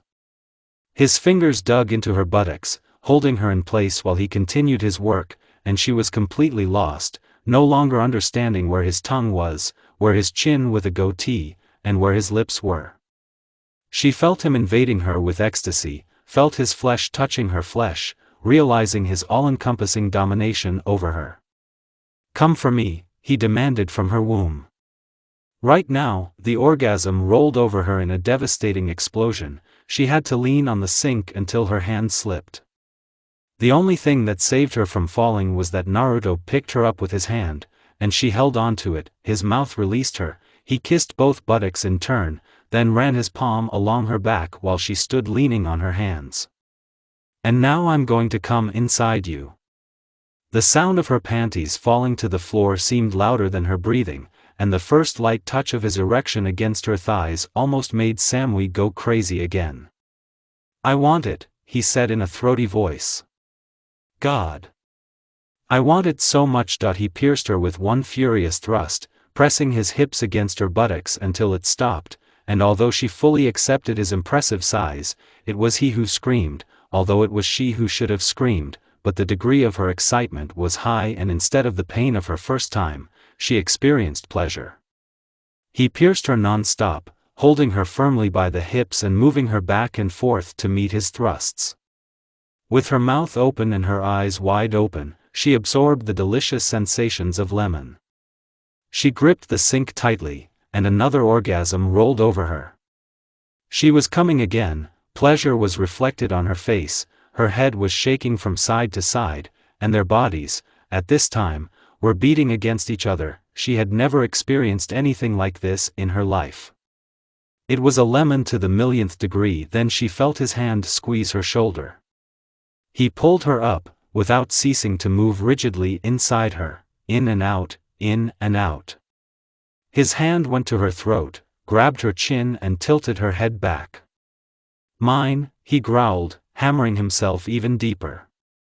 And then he bit her. End flashback. Upon arrival in the hidden fog, Naruto and his companions headed to the Mizukage residence. When he reached the residence, Naruto knocked and a female voice rang out, "Come in," gave permission to May. "Hello Mizukage-sama, my name is Naruto Uzumaki, or the Scarlet Devil," Naruto replied in a calm voice that did not express emotions. "Hello Scarlet, and what did you need from me?" May asked. "I would like you to buy 7 mist swords from me, for each sword for 1,000,000 ri," Naruto calmly replied. "Well, I'll buy them from you, but on one condition." "And under what circumstances?" Naruto asked. "Tell me how you were able to get them all, because when all 7 swordsmen became apostates, they stuck together and it would not be so easy to defeat them," said May. "Well, I'll tell you this story. Just ask the ANBU to leave the office," Naruto said, sitting down on the opposite side of May's desk. After May gave a hand gesture and all the ANBU left the office, and Naruto put a sound barrier. And after all the manipulations, our Scarlet Devil began his story. Flashback. On the way to Uzushio, Naruto got an order to kill 7 mist swordsmen. And so Naruto goes to their intended location. As Naruto expected, they were not there, but Naruto was able to catch the chakra of one of the swordsmen. Naruto thought they must have left recently and headed in the direction where he felt the chakra. Upon arrival, Naruto saw how the swordsman calmly undressed with the mercenaries. Naruto decided to meet them with honor as Mifune taught him. "So you are the great swordsman of the mist?" Naruto asked calmly. "Hey, kid, get out of here while you're alive," barked Zabuza Momochi. "I'm not leaving until I kill every one of you." "I'm sorry, nothing personal, but they pay good money for you. And it's also a good chance to test my swordsman skills that I gained in the Land of Iron." Naruto was still speaking calmly. "So you studied with Mifune? Well, let's see what this pathetic old man could teach," Raiga shouted. Naruto did not react to his statements in any way, but only took hold of the scabbard with one hand and the handle of the katana with the other. After these actions, all the swordsmen tensed and took out their weapons. When Naruto was concentrating on Zabuza and Raiga, he shouted, "Nimpo, dance of anger." After that, Naruto instantly struck 2 vertical blows at 2 swordsmen while taking off with wild speed. "It can't be. Did the old man teach you this, too?" Kushimaru spoke with fear. After Naruto's devastating attack, Zabuza was seriously wounded but alive, but Raiga died instantly, and now 5 swordsmen remained on the battlefield. Jinchuriki folded the seal of the tiger and 4 shadow clones appeared near him, and after each clone stood in a special stance, each stance was different from each other. The first clone stood up so that his legs found a little more than the width of his shoulders, and the katana in his hands was raised up and was behind the clone's head. The second clone got up half sideways, while he was actually standing on straight legs, his katana was lowered downwards. The third clone stood in exactly the same stance as the first, only his katana was at waist level and pointed forward. The fourth clone stood up as well as the third, only his katana was already over his head and his front hand was in front. Naruto himself just stood there with his katana out of its sheath. When all the clones took their stands, Naruto said, "I think you know this style, and if not, I'll remind you. The forbidden style of the Iron Country 5 racks, stone stand, water stand, wind stand, moon stand and iron stand." When the swordsmen heard the name, they were horrified, because they, too, had once been trained by Mifune, and they knew about these racks, but Mifune said that they were not ready yet. Swordsmen once saw a stone stand in action, and they were amazed because Mifune without a chakra moved like lightning and his blows were not inferior to the blows of weapons impregnated with elemental chakra or ordinary. And so, having decided on a desperate step, the swordsman rushed at the clones of Naruto and Naruto himself. When the swordsman approached, Naruto's clones immediately joined the fight. The first clone coped literally in 4 blows. He inflicted 3 stabbing blows at such a speed that Genin only managed to substitute his axe, and with the third blow, the Naruto clone pierced Genin's axe and abruptly taking out his katana, he took off his opponent's head with a vertical blow. The second clone initially stood in a defensive stance, but when the owner of the Samahata was a couple of meters away, the clone changed the stance and let the Fuguki close to him, and after a long series of smooth but very powerful blows broke through his defense and cut the Fuguki's head with the last blow on the diagonal. On the third clone, Kushimaru ran with his so-called needle, but Kushimaru did not even have time to react as his attack was repulsed and the clone's katana passed through his shoulder to his stomach in a pirouette. The fourth clone let Jinpachi come to him and knocked down the concentration of the swordsman with a kick from the pivot and then pierced Jinpachi's heart with a sharp lunge. Before Jinpachi's death, he said with the last of his strength that it was his best fight and the most honest. Naruto's clone, when Jinpachi fell, bowed to him and told him to rest in peace.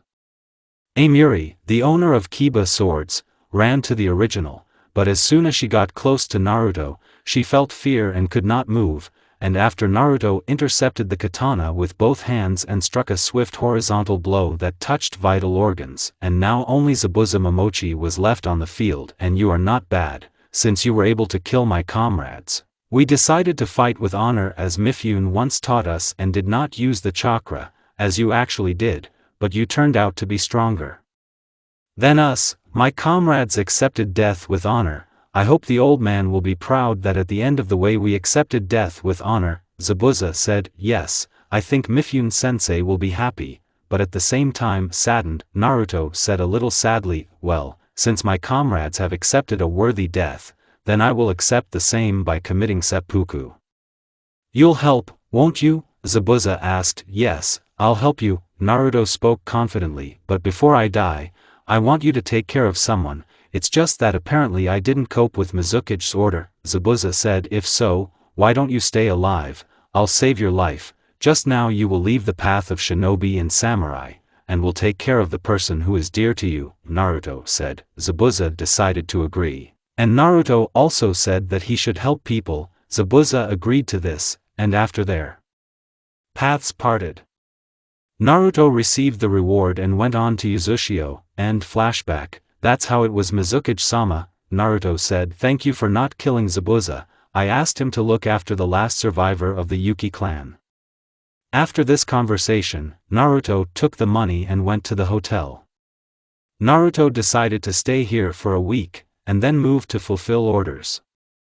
A week in the fog flew by quickly. During this week Naruto was able to awaken the Uzumaki genes in Pakura and Ko Samui. Now their hair was red, and Naruto also got closer to Pakura, but I'll tell you about this in the wake. Of course, it happened after the ritual of awakening the gene. Naruto also taught them the basics of Fuin.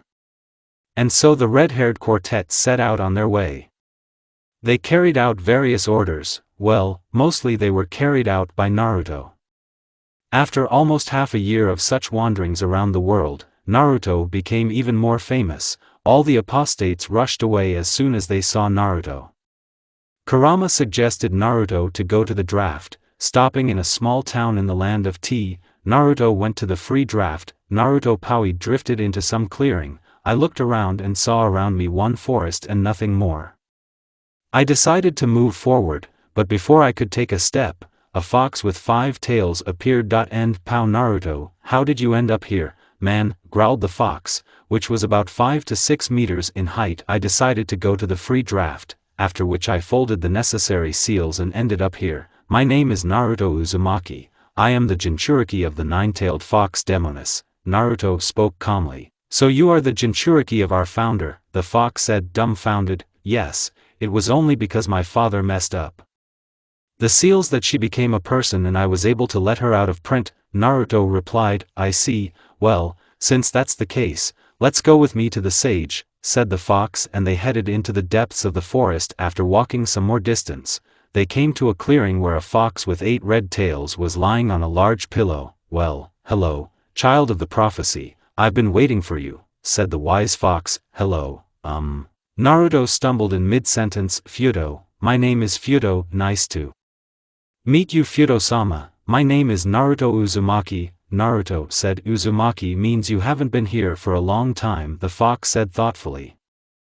So you often had Uzumaki here? Naruto asked the question. Yes, or rather, one Uzumaki was Ashina Uzumaki, so my great-grandfather was here, Naruto said. So Ashina is your great-grandfather? The fox asked a question. Yes, he is my great-grandfather, Naruto answered shortly. I see, then we will teach you the hermit mode, fox kenjutsu and taijutsu. You will stay here for 3 years. I immediately say 3 years is a year in your world. Fudo said okay, but I'll have to pick up my companions. Naruto said no problem, but first you need to sign a draft contract, said the fox, and then took out a scroll and gave it to Naruto. The fox explained how to sign and Naruto signed. He also noticed that he was really the second summoner of foxes. After signing the contract, Naruto was sent to his world, where he explained everything to his loved ones and summoned the fox, who in turn sent them to the Kitsune forest. And so the Scarlet Devil's training began. After 3 years of daily and very brutal training, Naruto became much stronger as his companions, who also trained tirelessly. During the training, Naruto was able to master fox senjutsu and now had the opportunity to enter the hermit mode. When Naruto entered this mode, he underwent a number of changes. Black pigmentation appeared around the eyes, pupils became elongated like a predator, fox ears also appeared. No matter how Naruto tried to hide these ears, he could not, although the elder himself said that this was the ideal hermit mode. Even Ashina did not achieve such success as Naruto. Thanks to training in fox-style kenjutsu, Naruto was able to further improve his style. Naruto was already a very strong swordsman thanks to those 5 stands with which he once defeated the great swordsman of the mist. Naruto's kenjutsu has now become more unpredictable, wilder. His punches are so fast that only the Mangekyo Sharingan will be able to notice his punches, and then the owner of the Mangekyo will not be able to dodge. During these 3 years, Naruto improved his techniques. Now Naruto spent much less chakra and techniques became more destructive. The changes also affected Naruto's taijutsu. Now he could destroy rocks with blows. As the elder said, he is equal in strength to the user of 6 gates. Naruto taught Fuina Pakura and Samui in 3 years. Their Fuin was at the level of a strong Hunin Yuzushio. While Naruto was training in the human world, there were rumors that the Scarlet Devil was killed, but no one knew who could kill a person close to the shinobi gods in strength. Some people assumed that he was killed by the 5 Kage together and that the Kage kept it a secret, but if that were the case, then the Scarlet Devil would definitely be able to take at least 3 Kages with him, and people would immediately know about it. Naruto was about to turn 11 years old, or rather in a month. Naruto decided that it was time to return to his world. And that's why he went to the elder. "Hello Fudo-sama," Naruto said and smiled a little. "Hello Naruto, has something happened?" Fudo asked. "Yes, Fudo-sama, it's time for me to leave. I'm grateful to you for everything," Naruto said. "Okay Naruto, go back to your world with your friends," said the fox. "Thank you again for everything," Naruto said and started to leave. As he was called, "Naruto, come to us more often, we are always glad to see you and your friends," said the fox. "Definitely Fudo-sama." Having said that, Naruto smiled in all 32 teeth and waved his hand. Having collected all his things, which were not so many, Naruto folded the necessary seals and our quartet of red-haired disappeared in clouds of smoke. They appeared not far from the hotel in the land of tea. Having decided to have a little rest, they went to the hotel. On the way everyone paid attention to them. Of course it's not every day you see a man with 3 charming beauties who had very good shapes, namely Kurama had breasts of the 3rd size, and any hot kunoichi would envy her figure. Ko Samui also had a size 3 breast and also a wonderful figure. Pakura had a size 3 breast and the same beautiful figure. Naruto did not change his appearance, he remained in the same outfit in which he left the village, only a cloak like Minato's was added to his outfit, only the color of blood and with black flames, and there was an inscription on it, "Fox Sannin of the 2nd generation." Also on the sleeves there were inscriptions. On the left there was an inscription, "Scarlet," and on the right was the inscription, "Devil." Naruto was very well built, had a relief body, he was under 170 centimeters tall. You say it's a lot for an 11-year-old kid, but Naruto has been in the draft world for 3 years, he looks like a 16-year-old boy. When he got to the hotel, Naruto rented a room for 4 people and went to rest with his companions. The next day Naruto went on to travel, he had another year to earn money and experience in battles as a mercenary. After a year of working as a mercenary, Naruto earned very good money. He was also officially nicknamed the Scarlet Devil. He was given this title by the daimyo of fire himself. And on the way to Konoha there are 6 representatives of the Uzumaki clan, namely Naruto Uzumaki, Kurama Uzumaki, Samui Uzumaki, Pakura Uzumaki, Karen Uzumaki and Tayuya Uzumaki. Naruto met the last 2 while working as a mercenary 2 months after his 11th birthday. Flashback: Naruto had an order to kill an apostate from a hidden stone. According to the data that he was given, the apostate found in a hidden sound. Also from his sources Naruto knew that somewhere in that area one of the 3 legendary Sanins, Orochimaru, was hiding. Naruto went there to get a tidy sum for the head of the renegade stone. Naruto found him quickly because the foxes taught him sensorics. The fight went very quickly, the renegade could not do anything. And so Naruto was heading to the nearest reception point, as 2 girls with red hair in shabby clothes and a lot of soddens run out on his way. One of them was wearing glasses and with hair that reached her shoulder blades and crimson eyes, the second had longer hair and brown eyes. Naruto also noticed on her a strange seal on his neck. Coming not much closer to them, Naruto recognized this seal. It was the seal of submission, which was lost during the destruction of the Uzumaki clan, which meant that the person who put it knew the secret of the seal. Naruto came up and asked what they were doing here and who they were, but they didn't have time to start talking when one of the legendary Sanins, Orochimaru, appeared. "Oh, who I see is the Scarlet Devil himself." Snake hissed. "Orochimaru, they give a very big price for your head, shall we have fun?" Naruto asked, exposing the katana he had printed. To this, Orochimaru took Kusanagi out of his stomach and now the fight in Kenjutsu began, where Naruto was 5 times superior to Orochimaru. The snake wanted to break the distance but did not have time. Naruto cut off his left leg, and then the hand in which Kusanagi was. Orochimaru wanted to say something, but before he could, Naruto cut off his head and quickly sealed it.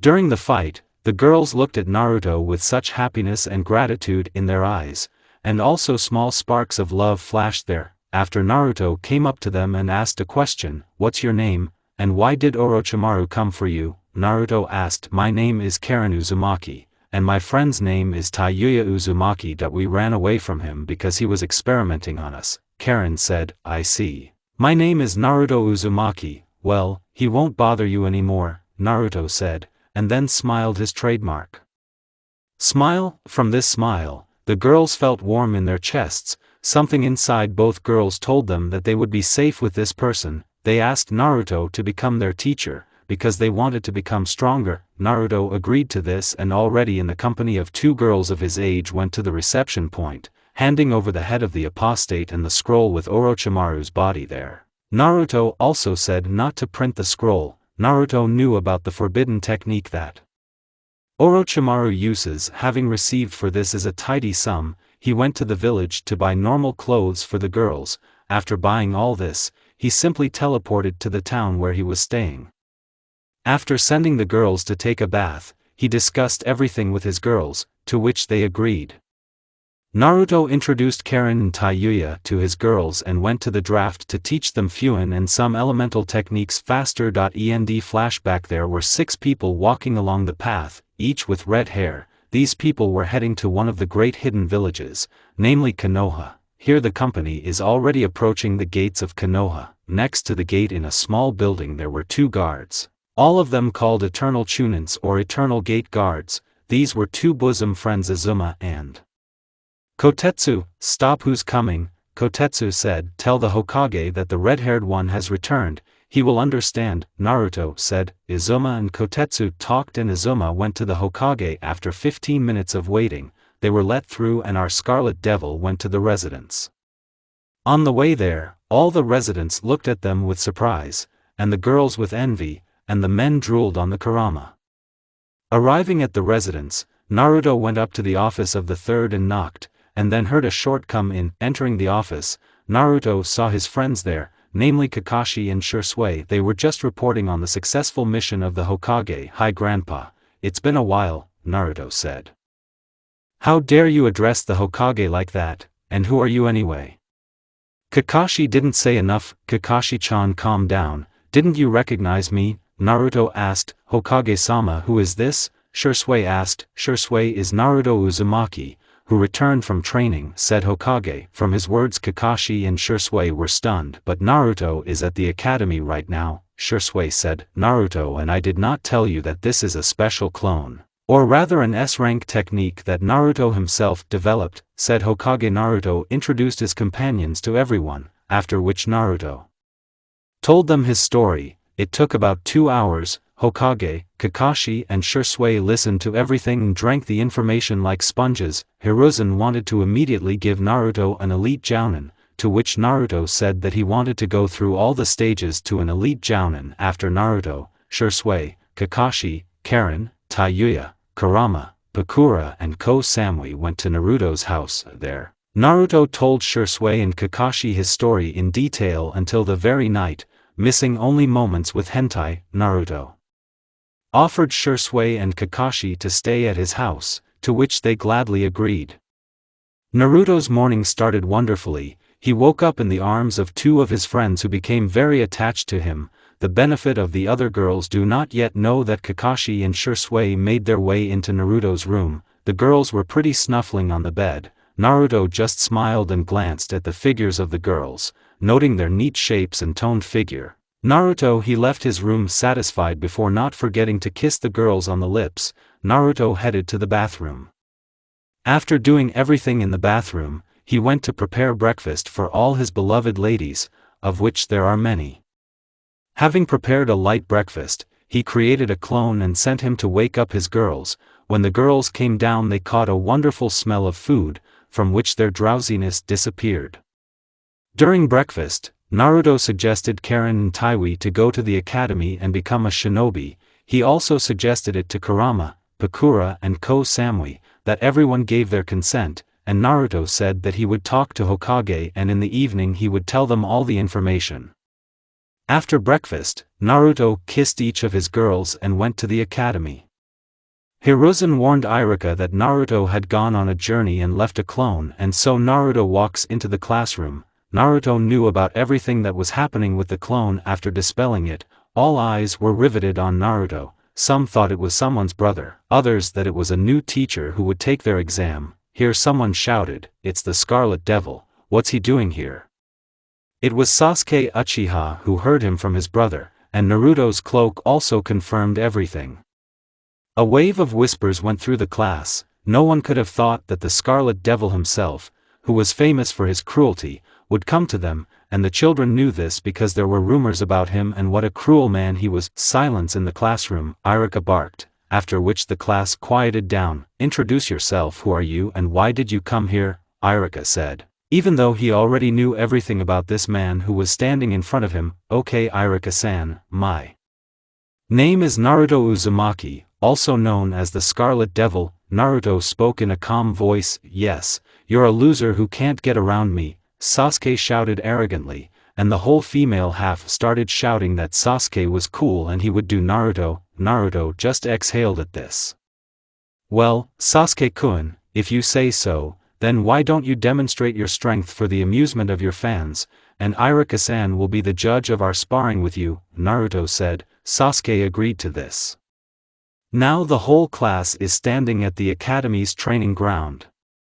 Almost all the girls shout Sasuke's name, but Naruto did not pay attention to this. Out of the corner of his eye he noticed Hanabi, who was looking at him with hope, as well as her sister Hinata, although they had an age difference, but Hanabi was not a bit inferior to her older sister. Naruto smiled at the girl, causing both turn purple from embarrassment, and so Iruka gives a brush and Sasuke runs to Naruto. Naruto just smiled and walked away with a kick. Sasuke did not expect this, but what can I say, he did not even have time to react because the speed of movements of Naruto was not nearly inferior to his father. Many knew that Minato he is fast and without his proprietary technique, and from such a blow Sasuke flies off a couple of tens of meters. When the young Uchiha stopped, he was already lying unconscious. From this picture, the whole class no one expected that the strongest student would be knocked out in some seconds. Iruka checked Sasuke's condition and took him to the infirmary. Naruto approached Hanabi and whispered in her ear that he would come for her in the evening.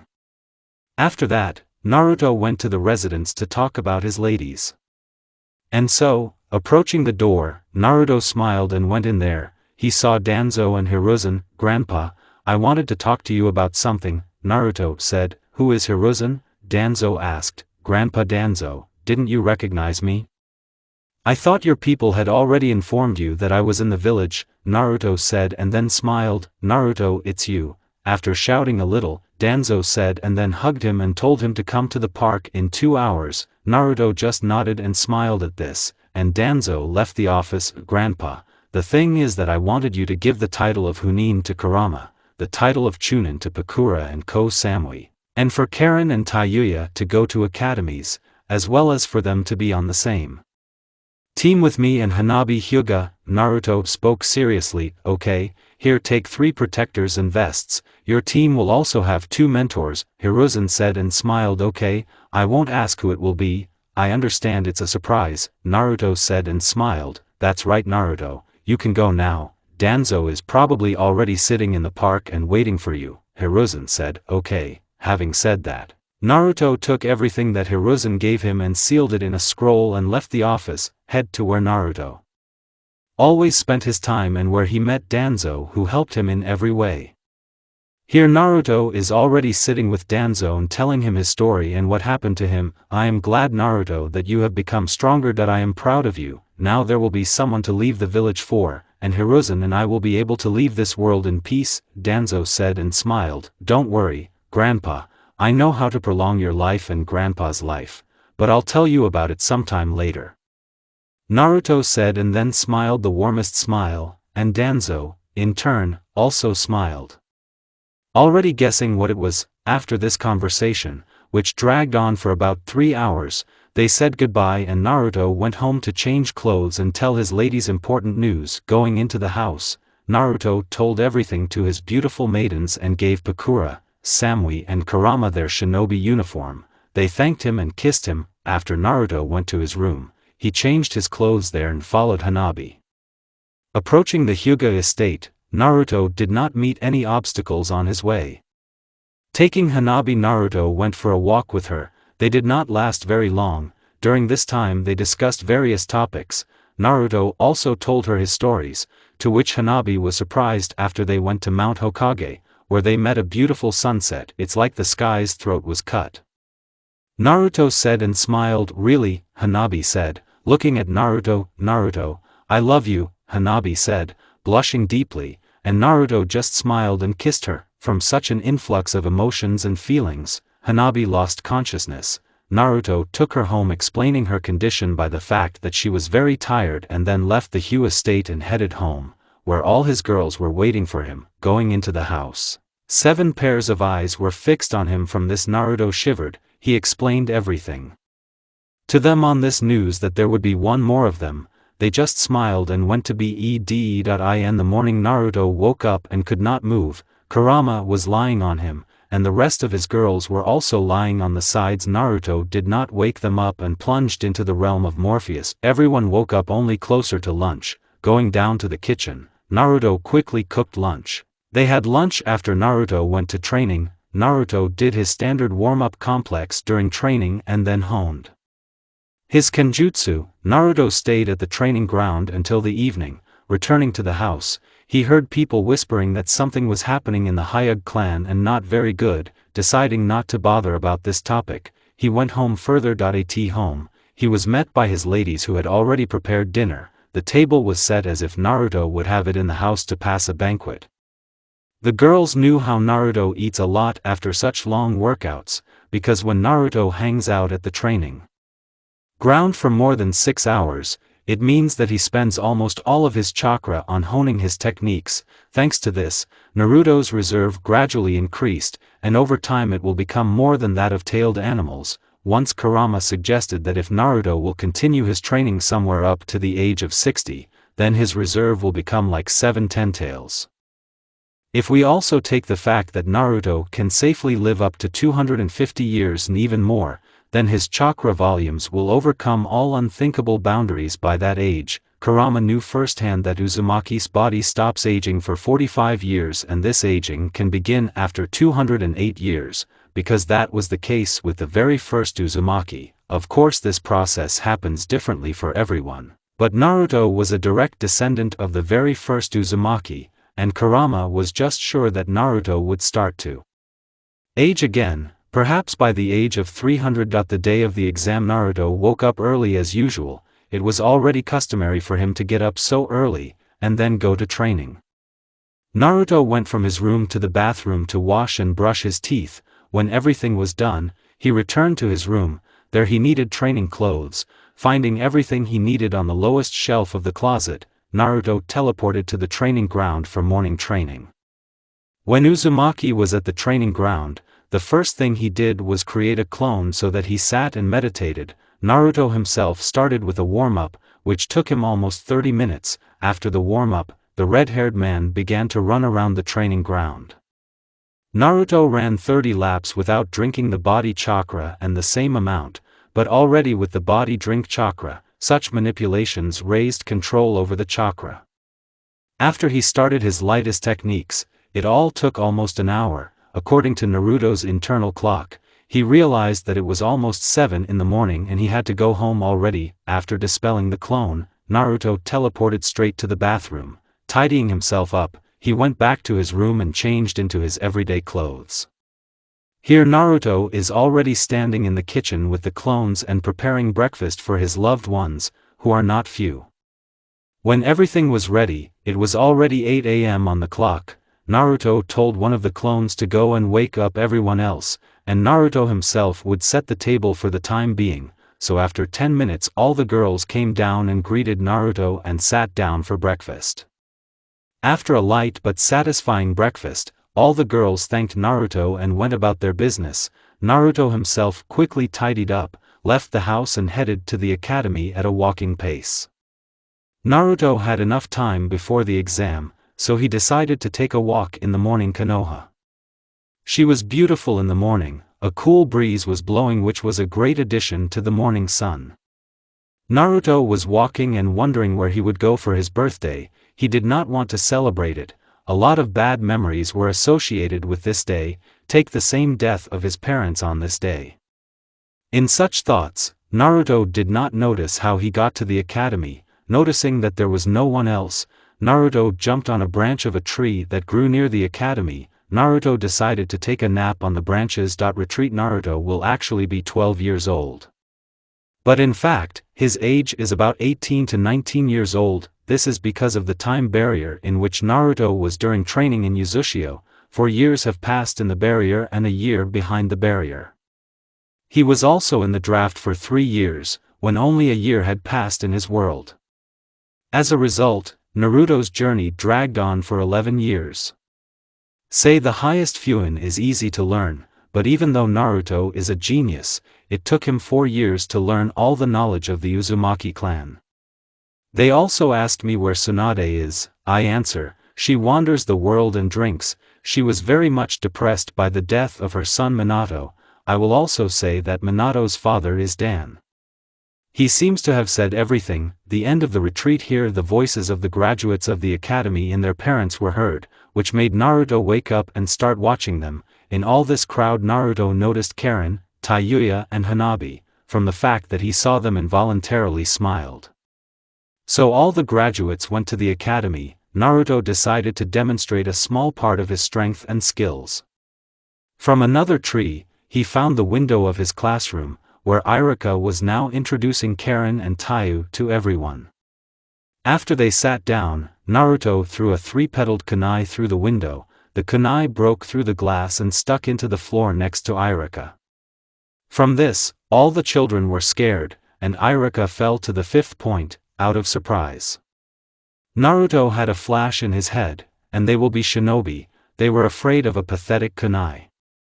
Here in the classroom appeared Naruto from a red flash, from a thunderclap. Some girls huddled under the desks. One of these was Sakura Haruno, who was terribly afraid of thunder. But Tayuya and Karen just smiled. During the time they spent with Naruto, they got used to his technique. Almost everyone was shocked by such a spectacular appearance. No one expected this. When everything came back to normal, Iruka cleaned himself up and began his speech about how he would miss them and that this was his best class. At the end of his tedious speech, Iruka burst into tears, followed by almost all the girls, except Hanabi, Karen and Taiwi. So Iruka distributed the forms with the test to everyone. After looking at this test, our hero just grunted and began to write. 7 minutes after the start of Naruto finished, unnoticed by Iruka, Naruto rolled the sheet into an airplane and threw it into Iruka. The airplane hit the protector on the teacher's forehead. Because of this, Iruka blushed with anger and began shouting that Naruto was incompetent and would not pass the test, for which Naruto simply said to unfold the sheet and look. The teacher did everything as Naruto said and was very surprised, because everything was right. The boy went to the training ground ere the second stage of the Genin exam should take place and lay down under a tree. Suddenly, the second examiner Mizuki approaches Naruto. Naruto-kun, don't you want to pass the exam quickly? Mizuki asked. Well, let's say yes. What needs to be done? Naruto asked, in a lazy voice. It was clear from such an intonation that Naruto was not interested. All you need to do is steal a scroll from the Hokage residence, Mizuki replied. After his words Naruto got up and slowly walked towards him and put his hand on his shoulder.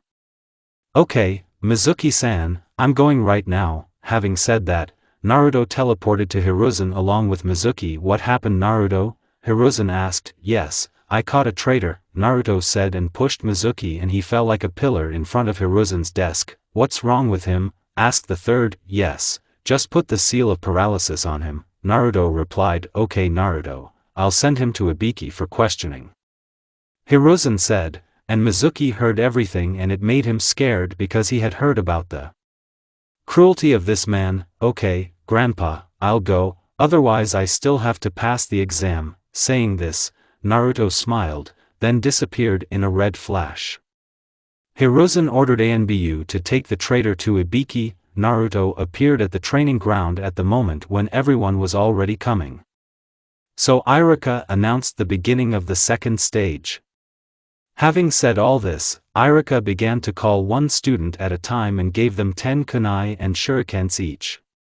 Everyone started throwing cold steel at the targets. Naruto didn't pay attention to anyone except Hanabi, Karen and Taiwi. Hanabi hit 8 out of 10 with kunai and 9 out of 10 with shuriken. Karen and Taiyuya hit everything exactly on target, which made everyone shocked. Here is Naruto's turn. Sasuke shouted that he would not hit once, but Naruto ignored his words and went to the place of throwing kunai. Jumping into the air and turning over, he threw kunai and then shurikens to correct the trajectory of the kunai. As a result, Naruto got all 10 out of 10. Sasuke was shocked by this, because only Itachi threw kunai like that. Here is the beginning of the third stage. Naruto passed it very easily. He made his father's henge and about 50 shadow clones. Naruto did not show all his abilities, but showed only a small part. Why was everyone shocked except Karen, Taiwi and Hanabi? The teacher said that tomorrow at 7 o'clock in the morning they should be in this office for the distribution of teams. Naruto told Karen not to be expected for dinner. Naruto also said that he would go fulfill a couple of light orders and return home. Karen warned everyone else about this news. They were upset, because they wanted to congratulate him in bed at night. Naruto returned only at 3 a.m. when everyone was already asleep. Undressed, he went to bed. In the morning, Naruto woke up at 6:30, quickly took a bath and made breakfast for everyone. He went to wake them up. Everyone had breakfast and Naruto, along with Karen and Taiyuya, teleported directly to the classroom. From such a sudden appearance, the children were scared, but when they saw their classmates calm down, Naruto flashed through his head, very bad shinobi will come out of them. They were scared for the second time. Iruka started announcing commands. There's almost everything as per canon except for the 7th team and the Naruto team. So team number 7, Uchiha Sasuke, Sakura Haruna and Mato Jin, this is a relative of Guy, mentor Uchiha Itachi. So the RO team, Uzumaki Karen, Uzumaki Taiyuya, Uzumaki Naruto and Hanabi Hyuga. Mentors are Kakashi Hatake and Shursui Uchiha. Naruto only smiled at this news. Iruka told the children to wait for their mentors and left the classroom. They came for the RO team almost immediately. They went to the roof to get acquainted. And so I'll start. My name is Kakashi Hatake. I love Naruto and I won't tell you my dreams and goals. Having said all this, she blushed a little. Now my name is Uchiha Shursui. I love Naruto. The goal is to help Naruto restore the clan. Now you, just start from left to right. Shursui said, my name is Karen Uzumaki. I love Naruto. There is no dream. The goal is to restore the clan and become a strong kunoichi. My name is Taiyuya Uzumaki. I love Naruto. A dream and goals like Karen's. My name is Hanabi Hyuga. I love Naruto. The goal is to help Naruto restore the clan and the dream is to become a worthy kunoichi. Well, my name is Naruto Uzumaki. I love you all. The goal is to restore the clan, a dream, although I almost fulfilled my dream. Well, okay, tomorrow at the Hokage residence at 10 am, Kakashi said. After he and Shursui disappeared to Shunshin, they had a couple more errands from Hokage. And Naruto and his companions went to a small restaurant to celebrate becoming genins. After all this, Naruto escorted Hanabi to the Hyuga quarter, and teleported home himself. The morning for Naruto began as always. He woke up quite early and after doing all his business in the bathroom, he went to the kitchen to cook breakfast for his ladies. When everything was ready, Naruto created a clone and gave the order to wake everyone up, and Naruto himself went to the training ground for morning training. After a light workout that took 2 hours, he headed to his house. While Naruto was walking, he was thinking what kind of missions Grandpa would give. Also, our hero was thinking of buying a new house, otherwise the old one is small and will hardly interfere with everyone. In such thoughts, Naruto did not notice how he reached his house. Going into the house he saw in the kitchen only Karen and Taiyuya. Asking them where the others were, received the answer that they went to carry out missions. Naruto decided to go to his father's office, because there was still an hour and a half. Before the meeting, Naruto did not stay in the office for long. There he found developments on one technique that Minato did not have time to finish, namely improved shadow clones. The essence of the technique is to create a shadow clone from any shadow on the ground. Naruto thought that the technique was somewhat similar to the shadow techniques of the Nara clan. Naruto decided to do this technique later. Now he had to go to a meeting with the team. Naruto decided to just move there, taking Karen and Taya with him. He found himself near the residence where Hanabi, Kakashi and Shisui were waiting for them. After greeting each other, they went for the first mission. Entering the Hokage's office, they began a dialogue. Hokage, the RO team itself has arrived to receive the mission. Kakashi said, well, since you are the strongest team from the new release, I give you a mission of rank C. Having said this, Hiruzen handed the scroll to Kakashi. She took the scroll and the team headed out of the residence. After leaving the residence, Kakashi got acquainted with the purpose of the mission, namely to escort a rich merchant to the land of stone. The whole team went home to collect the missing equipment. Well, except for Naruto, he always had everything printed on his forearm. Naruto immediately went to the gate of the village and waited for the customer and his team. An hour later, everyone was assembled and moved to the land of stone. Approximately they have to go there for 3 to 4 days and then with minimal stops. Naruto decided not to waste time in vain and just teleported everyone to the capital of the stone. No wonder he traveled all over the world of shinobi. Leaving the customer, Naruto again teleported everyone to the gates of Konoha. Kakashi and Shisui carried the mission report, and Naruto and his companions went to the barbecue bar to celebrate. After sitting in the bar for 2 hours, they went home. When Naruto came home, he found his girls there, telling them not to wait for him for dinner. Naruto went to fulfill orders. So about a month passed, during which time the RO team completed 25 C-rank missions and 10 B-rank missions. But on one of the missions there was not a pleasant incident. Flashback: the RO team came for a new mission, so here's a C-rank mission for you. You need to escort the bridge builder to the land of waves, said Hiruzen. After his words, an old man came in with a bottle of sake in his hands. And these kids will protect me, said Tazuna. After taking a sip from the bottle, Tazuna-san calmed down. This is the strongest team and in the future the strongest ANBU list. Hiruzen said, okay, then in an hour. Near the gate, said Tazuna, and then left. The RO team went home again to collect equipment, all except Naruto. He went to the gate. After an hour, everyone was ready to go. This time they decided to complete the mission the old-fashioned way without teleportation. On the way, Naruto, Kakashi and Shisui noticed a puddle. Naruto immediately realized that this was an ambush, bringing out a couple of characters in the air. He quietly said Fuinjutsu, suppression seal. After pronouncing the technique, Naruto hit the air with an open palm and the symbols of the technique rushed to the puddle. A second later, the henge dissipated and 2 chained apostates lay on the ground who were called demonic brothers. Naruto interrogated them and found out that they were hired by Gato to kill Tazuna and prevent him from building a bridge that would help the land of waves.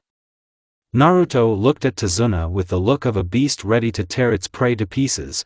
After Tazuna told everything about how they are terrorized by Gato and their only chance for a normal life is a bridge that will connect Ostrava, Hanabi was imbued with this story and Naruto could not refuse her, so they continued on their way. After a while they came to the lake that separated them from the land of waves, when suddenly Naruto shouted to duck. A hail of kunai and shurikens and one technique swept over their heads water. Then an apostate appeared in the back of them who was wearing a black cloak with red clouds. Naruto turned his head and saw Kakuzu. Naruto had heard about him but had not crossed paths with him. Wow, how lucky I am! The Scarlet Devil himself. So too Moruzumaki and Hyuga with Uchiha, you will be paid very well, especially for you Scarlet, Kakuzu said. Kakuzu, I've heard about you and about your organization, too. They say you are just ordinary mercenaries, especially you Kakuzu, Naruto said in a calm voice. Yes, I'm there just for the money, and then you turned up to me.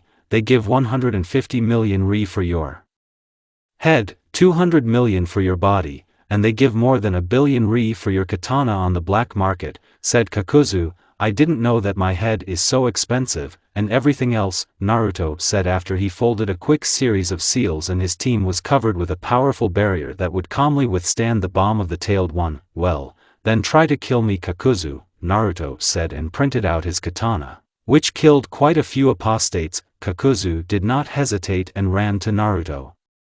He was now driven by the thirst for money and the wild adrenaline that he experienced only in the battle with the first Hokage. Kakuzu knew that Naruto was on par with Hashirama. Here the fight began. Kakuzu tried to get Naruto, but Naruto was very nimble and his rare attacks were not predictable. From this Kakuzu entered even more courage. He had not experienced such a feeling during the battle for a long time. Naruto delivers a series of lightning-fast katana attacks. Kakuzu could not see a single blow. After Naruto jumped away from Kakuzu and lowered the katana blade down on his opponent's body, 5 appeared cuts, the first 2 horizontal on the elbow joints, the next are the same but already on the knees, and the last cut on the neck. After Naruto lowered the katana, the parts of Kakuzu's body separated from the body, but Kakuzu is not so simple. He brought back his body parts with the help of some black threads. Jiangu, fear of the indignation of the earth, Naruto only smiled at this. While Naruto was fighting with Kakuzu, the girls looked without looking away. Each of them understood that they were not equal to both of them. Here they see how Naruto moved forward and then jumped back. When Naruto did it, the girls were surprised that the parts of Kakuzu's body separated. None of the girls saw a single blow with a katana. Kakuzu decided to fight to the fullest and released his 5 hearts. Naruto did not know what it was, but he guessed. Kakuzu starts a joint attack with the help of a fire mask and avert. The fire mask released just a giant fireball, and the wind mask released a stream of air, which made the fire even more powerful. Naruto responded to this technique by building a water wall. Since there was no lake nearby, Naruto spent not much less than a chakra. After the contact of the 2 techniques, a very thick vapor was formed. Naruto decided to take advantage of this moment and entered the hermit mode in a second. He wanted to finish this fight as soon as possible. Naruto felt 5 centers of chakra and was finally convinced that these were hearts. Naruto folded a small series of seals and whispered Makoto, wood spikes. Naruto managed to break one mask due to the surprise effect, but here the others jumped away from the place of attack. Suddenly Naruto hears the name of the Fudo technique, a terrifying gust. After this technique, the whole fog was blown to hell. But Naruto remained calmly standing in place. Here's how Wu uses the following technique. Kato, hellish pain. Naruto just grunted at this and took out the kunai, impregnating it with chakra so that it would not burn in flames. He threw it. As soon as Naruto felt that the kunai landed, he disappeared in a red flash and the technique passed on and then disappeared. Naruto found himself next to the mask, which released that technique. After a second formed a Rasengan and hit the mask, thereby destroying it. Kakuzu only wanted to strike Naruto, but Naruto disappeared in a red flash. There were 3 opponents left on the field. As Naruto understood the masks of Fudo, Suiton and Kakuzu himself, who most likely owns a Doton or a Raten, Naruto decided not to pull the cat by the balls and began very quickly to display symbols in the air. Kakuzu did not know what Naruto was doing and thought that it would not work, but he was very much mistaken. After Naruto finished displaying the symbols, he hit the ground with his hand and shouted Fuinjutsu, demonic combustion. Symbols appeared under the masks and Kakuzu himself. After they began to crawl over the masks and Kakuzu's body, and here's another second, nothing happens. Kakuzu thought it didn't work. Suddenly, the masks burned in a purple flame and at the same second Kakuzu himself caught fire. After 5 seconds, there was no wet spot left of him. Naruto calmly exhaled and went in the direction of the barrier where his team and the customer were. Naruto put his hand and the barrier was asleep. Everyone was in complete shock, because it's not every day you see a shinobi fight of this level, and Tazuna was generally afraid of Naruto the rest of the way. When they got to Tazuna's house, they were met by a pretty beautiful girl who looked like she was 24 to 25. As she introduced herself, her name is Tsunami, she is Tazuna's daughter. Also, at the entrance of a small dialogue, Naruto learned that the Tsunami there is a son and his name is Inari. They had dinner and went to the same room. Naruto explained everything to Tsunami that she was not much surprised, but then she looked at the Naruto girls with an envious look. The next day they went to guard the builders. Only Naruto remained in the house. He decided not to talk much to Tsunami about Inari. She told him everything about how Gato and his people killed his father. Naruto got angry at this, but did not give a sign. He decided that tonight he would go and cut out the gang Gato, and Gato himself will be put on trial by the inhabitants of the country. Everything went smoothly on the bridge for about 5 to 6 more days, and the bridge will be ready. When the girls and Tazuna returned home, they sat down to dinner. At dinner they discussed the details of the mission. Inari could not stand it and expressed everything he thought. That he said that Gato would kill them anyway and there was no point in getting stronger. Naruto went up to Inari, squatted down and said that tomorrow morning Gato would already be dead, in such a voice that everyone had goosebumps. Inari believed him and then sat back down and continued his meal. Now the girls are sleeping. Naruto carefully left the house, headed to the Gato mansion. He learned about this from a drunken bandit whom he met in a night bar. Having found out everything, Naruto just killed him and that's it. Upon arrival at the mansion, Naruto entered the cover of kurama and folded a series of seals. He put 2 barriers,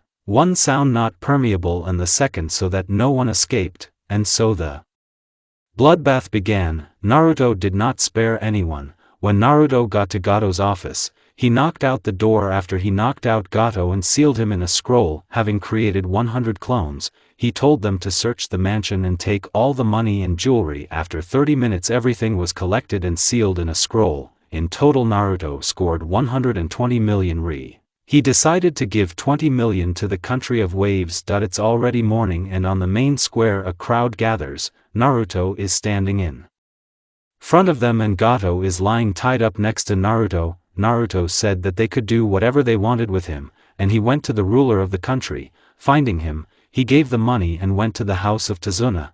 Coming to the house he was thanked for what he had done to the country of waves. After 4 days they finished building the bridge. The bridge was named after Naruto. In this way they expressed their gratitude to Naruto. After that, the team headed back to the village, and flashback: the RO team was called to the Hokage's office. When everyone was in the office, Hiruzen announced the exam for Chunon's field potential, and then added after successfully passing, and the Hokage had no doubt about this, the RO team would be transferred to the ANBU under the personal command of the Hokage. Naruto immediately said that he was not going to serve in the ANBU and he had some business outside the village, and if they were not resolved in the coming year, a new war might begin. Sandame agreed, and then gave each genin forms that needed to be filled out and certified with the mentor's signature. Hiruzen also said that the exam will begin in a week. The first stage will be held at the academy in the 307 auditorium. This week flew by very quickly. Each participant of the exam was preparing for it. Someone was honing techniques, someone was cramming theories, and someone was completely lazy because he was just lazy. Here is the day of the first stage. Naruto was walking towards the academy when, around the corner of one of the many houses, he heard a child scream and swearing from an already older person. Naruto quickly turned around and saw how the grandson of the third one was being held by some type in a black jumpsuit and with a tread of hidden sand. I advise you to let him go, otherwise a very serious scandal awaits us, since the Hokage will not tolerate the fact that Suna attacked his grandson. Naruto spoke calmly. And who else are you, a tomato? This guy asked. After his phrase, Naruto could not stand it and appeared behind him after he knocked out. Oh, I feel the one-tailed chakra come down from the tree. I feel your chakra and thirst for murder. Naruto spoke calmly.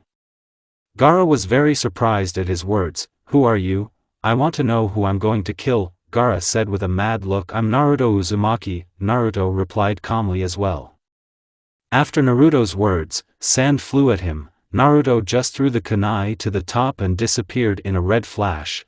In the air Naruto threw the kunai at Gaara's feet. When the kunai stuck into the ground, Naruto was near Gaara and touched his forehead. When Naruto touched his forehead, he found himself in the desert, and Jinchuriki himself was sitting in front.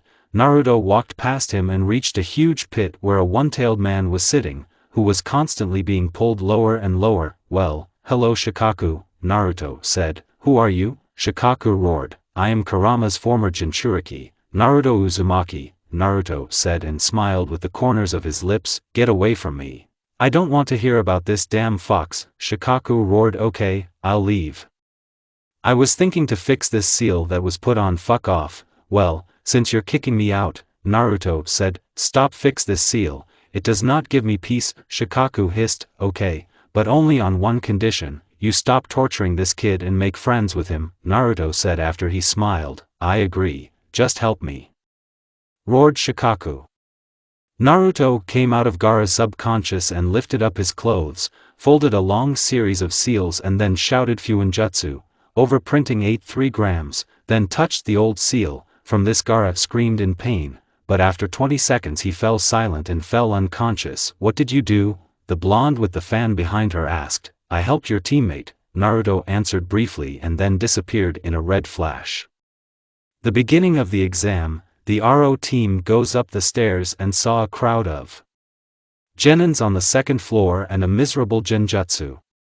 They stood and looked at these stupid genins and went on. They went into the 307 office when suddenly other genins decided to scare the Konokovites and directed their thirst for murder at how in their opinion pathetic Konokovtsi puppies. Naruto, in turn, directed his thirst for murder at genins. From this all genins were on the floor and could not move, and Ibiki, who was standing outside the door, also froze from such pressure. When Naruto stopped emitting a thirst for murder, everyone breathed a sigh of relief. When Ibiki came in, he shouted for everyone to take their seats and began to tell the rules of the first stage, that genins are given 10 questions for which they will receive points, and he will give the 10th question 15 minutes before the end of the exam. Ibiki also said who will be caught cheating will be kicked out of the exam, and now the written test has begun. Naruto immediately realized what the catch was and just scored on him. When his teammates looked at Naruto, they calmed down and also did nothing. After 45 minutes of the test, half of the genins were kicked out of the office. And so Ibiki says to put aside the forms with questions. Ibiki started saying who refuses the 10th question right now will be able to take the Chunin exam next year, and if they take the 10th question and answer incorrectly, they will never become Chunins again. This eliminated 3 more teams. That's when those who are not afraid remained. The examiner said what they passed after his words. A young girl of 19 to 20 years old with purple hair tied in a pineapple ponytail flies into the window. There was a dango stick in her mouth.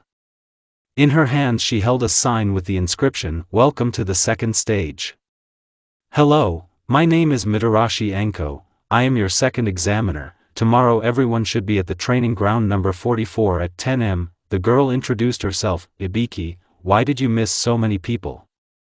"Well, never mind, I'll only have half of it. 10 am polygon number 44, and so, suckers. The second stage will take place in the Forest of Death. The rules are very simple. Each team is given 1 scroll of earth or sky. Your task is to get the missing scroll, after which the whole team will come to the central tower. Also, scrolls cannot be opened during the passage. You are given 7 days for everything. Is everything clear to everyone?" Anko explained the rules. She examined every genin that passed until she came across Naruto, who was doing all sorts of stuff. From this she got very angry and decided to teach him a lesson. Throwing the kunai so as to scratch only the cheek. Naruto calmly caught the kunai with 2 fingers and threw it back. Having previously imbued it with the wind chakra, the kunai landed near Anko's leg. After Naruto used a new technique that he trained all his free time, namely, the creation of a shadow clone from the shadow. Naruto's clone appeared right out of Anko's shadow and presented kunai to the throat. From this, all the genins were shocked, because no one understood how Naruto did it. The only one who understood it was Shikamaru Nara. "Anko-chan is not good to do this with his wards." Anko's clone spoke in his ear, "Okay, develop the technique and we will continue the exam." After Anko's words, Naruto's clone just pulled into the shadow. Anko gave everyone form stating that Konoha is not responsible for their lives. And that's when all the genins received the scrolls. The second stage began. Naruto quickly found the team, knocking them out and taking the sky scroll that they needed. They headed to the tower. Literally 2 hours later the RO team arrived at the tower. Unwrapping the scrolls and throwing them on the floor, Shisui and Kakashi appeared in a white haze. They congratulated them, and also said that they had set a new record. After 7 days, only half of the genins came. It was decided to hold a preliminary stage. Here's the Hokage announcing the start of the fights. Retreat guys, I'm too lazy to describe the fights, I'll say this in the third stage, Team Aro, Team Gaara, Sasuke, Neji, Mato Jin. Also, Gaara did not cripple Lee, but simply knocked him out. The end of the retreat. When all the fights were over, Hiruzen announced that the third stage would take place in a month at Konoha's main arena. He also said that Kazekage and Raikage would come to watch the fights. After all this, the genins dispersed to train, and Naruto decided to go and relax at the hot springs. Approaching there, he noticed a white crown that was sticking out from around the corner. Naruto realized that this man was peeping and decided to scare him a little. Naruto hid his chakra and carefully approached this man from behind. "What are you doing here?" Naruto asked. "I'm collecting material." The stranger replied, "It's clear, I thought my father's teacher and my godfather were a normal person, but it turns out he's a pervert." Said Naruto, "I am not a pervert, but a great Sannin from Mount Myobokuzen, Jiraiya." He turned around and stood in a cool pose. "Don't shout, you Sannin," Naruto said, and teleported him and himself to the training ground. "What was that, and who are you?" Jiraiya asked. "Yes, I think you still have trouble with hearing," Naruto said, and scratched his head. "I am Naruto Uzumaki, the son of Minato Senju and Kushina Uzumaki, and I am also a scarlet devil and a fox Sannin," Naruto said. "I didn't think my godson would be a scarlet devil," Jiraiya said, dumbfounded. "And I didn't think that you were such a pervert," said Naruto. "And you also don't know where my grandmother Tsunade Senju is?" Naruto asked. "Just about her. She will need to be found so that she becomes the new Hokage," Jiraiya said. "I see, well, then I'll help you," Naruto said. "Okay, but tell me what happened to you and why you look older," Jiraiya said. Naruto told him his story. Jiraiya was very stunned and proud of his godson, because he has a whole harem. He and Jiraiya went to look for Tsunade. Finding her in a bar, Naruto persuaded her to become a Hokage and also told her story. From this, Tsunade burst into tears and gave him the pendant of the first Hokage. When they came to Konoha, Naruto temporarily settled Tsunade at home. Here is the beginning of the third stage. There was such a noise in the arena that it made my ears pop.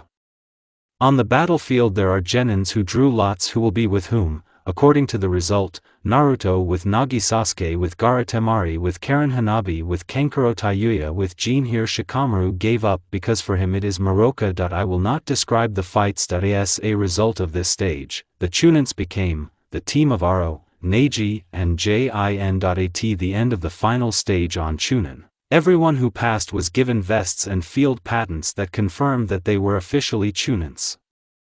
And also all the exam participants were given a week for rehabilitation, and after the Hokage gave the order for vacation, he also told the Aro team to come to his office after a week. Everyone spent this week with benefit. Naruto, for example, reduced the Hyuga clan by almost half, and all because of the two heiresses of the main branch of the clan. After the reduction of the clan, Shisui and Kakashi moved into Naruto's house. But his two ladies of the heart moved in with him after buying a new house for the new Naruto family. 2 days after the exam, trouble came to the house of the young head. Naruto was sitting at home, or rather in his father's office, and studying his scrolls. Yes, Naruto completely moved his father's office to a new house with the help of Fuinjutsu.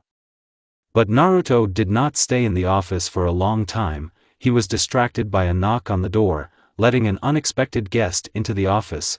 Naruto saw Kurama in front of him, who immediately briefly outlined the situation. When Naruto went down to the first floor, he found not the most pleasant picture. Hanabi was sitting on the sofa in the living room all in tears, and Karen tried to calm her down, but it was lousy. After going into the living room, Naruto already found out from Hanabi what had happened. Things were not going well, as Hanabi said. They want to make her the main heiress and the only one, and all because the elders felt that Hinata was not worthy and ordered Hayashi to give her older sister to a side branch, which meant that Hinata would be stamped with the subordination of the younger branch. Hanabi's story caused genuine anger in Naruto, but he did not show it. but everyone noticed how his eyes turned red and his pupils stretched out like kuramas. Jinchuriki went to the storeroom on the first floor, where he kept his uniforms. Removing the Fuin seals, Naruto took everything he needed, and then headed out. Ko Samui, before Naruto left the house, asked where he was. Although he understood where he was going, Naruto just threw that he was going to arrange a massacre, also said so that, just in case, the girls have prepared their things, in case Naruto is declared a nuke nin after that. Naruto was already approaching the entrance to the block when suddenly he was stopped by a guard. Naruto just knocked him out and went to the house of the head of the Hug. Approaching the house, the head himself stood in his way, because he assumed that his youngest daughter would run to him. "Why did you come to Naruto Uzumaki?" Hayashi asked. "I came for Hinata, and for your head." Naruto said this with a maniac smile.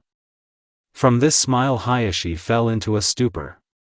And so Naruto printed out the katana and rushed at Hayashi, who in turn decided to jump away, but it was his mistake. A Naruto clone was already waiting for him, and the one who ideally got into the dead zone of Byakugan, so Hayashi did not notice him.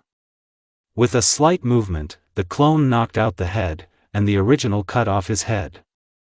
Anbu Hokage was watching all these.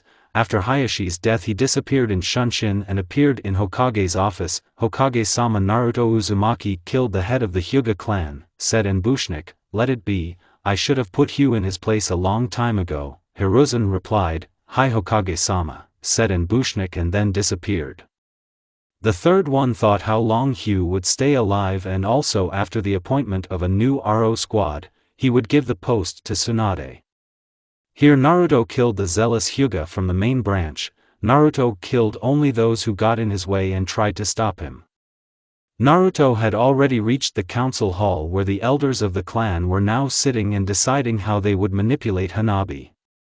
Naruto burst into the hall and started the massacre. The elders were guarded by a lot of Hyugas.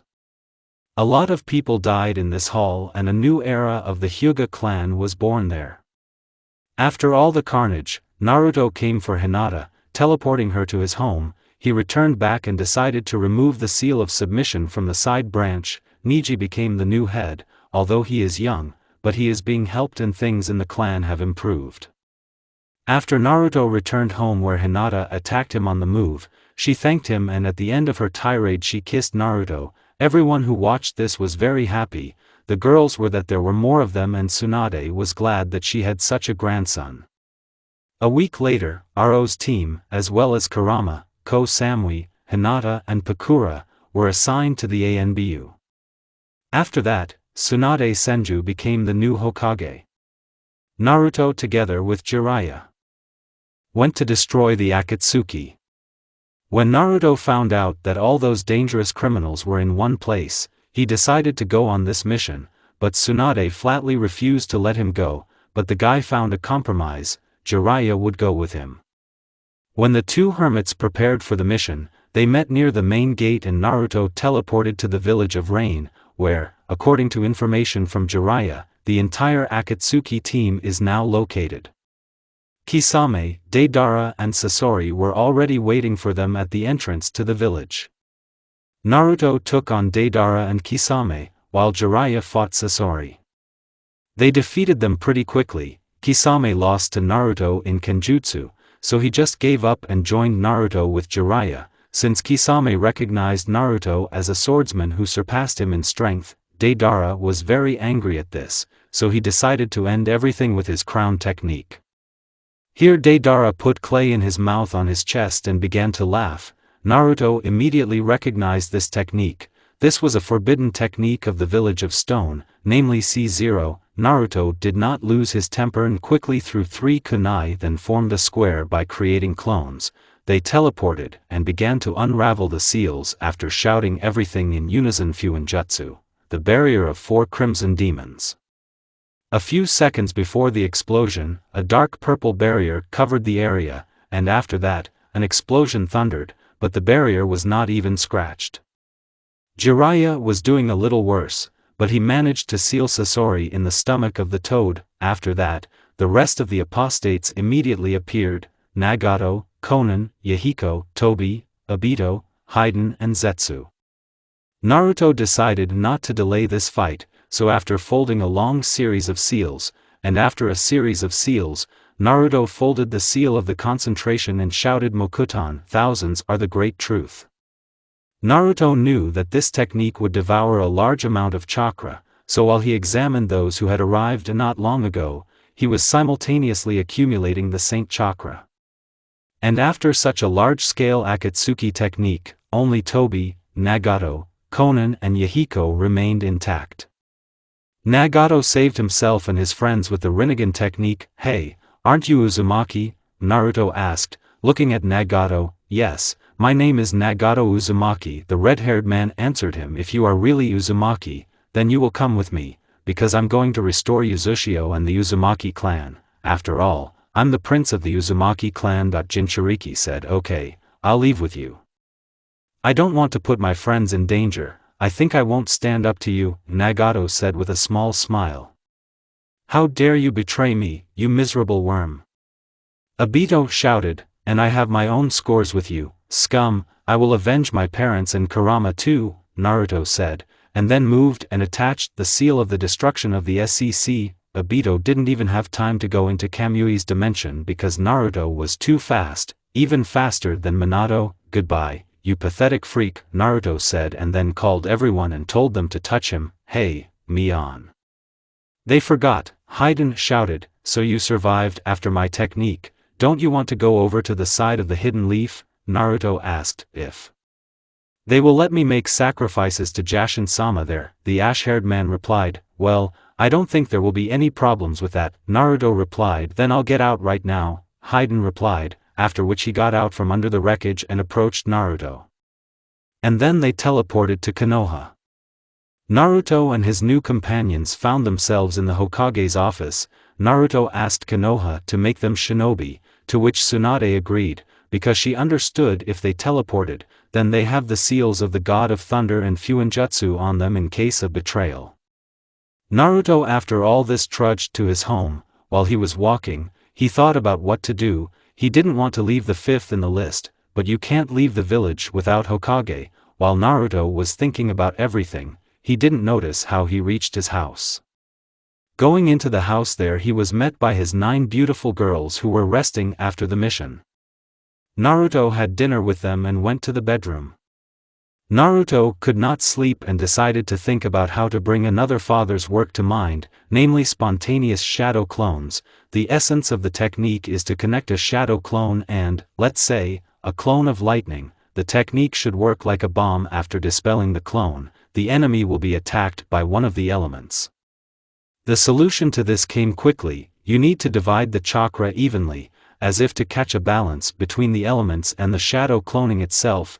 Naruto realized that you can try to replace the usual chakra in the shadow clone with a spontaneous one. The next morning, Naruto went to the landfill and decided to try first to fold the seals for a spontaneous clone and at the end add a shadow cloning seal, and surprisingly it worked.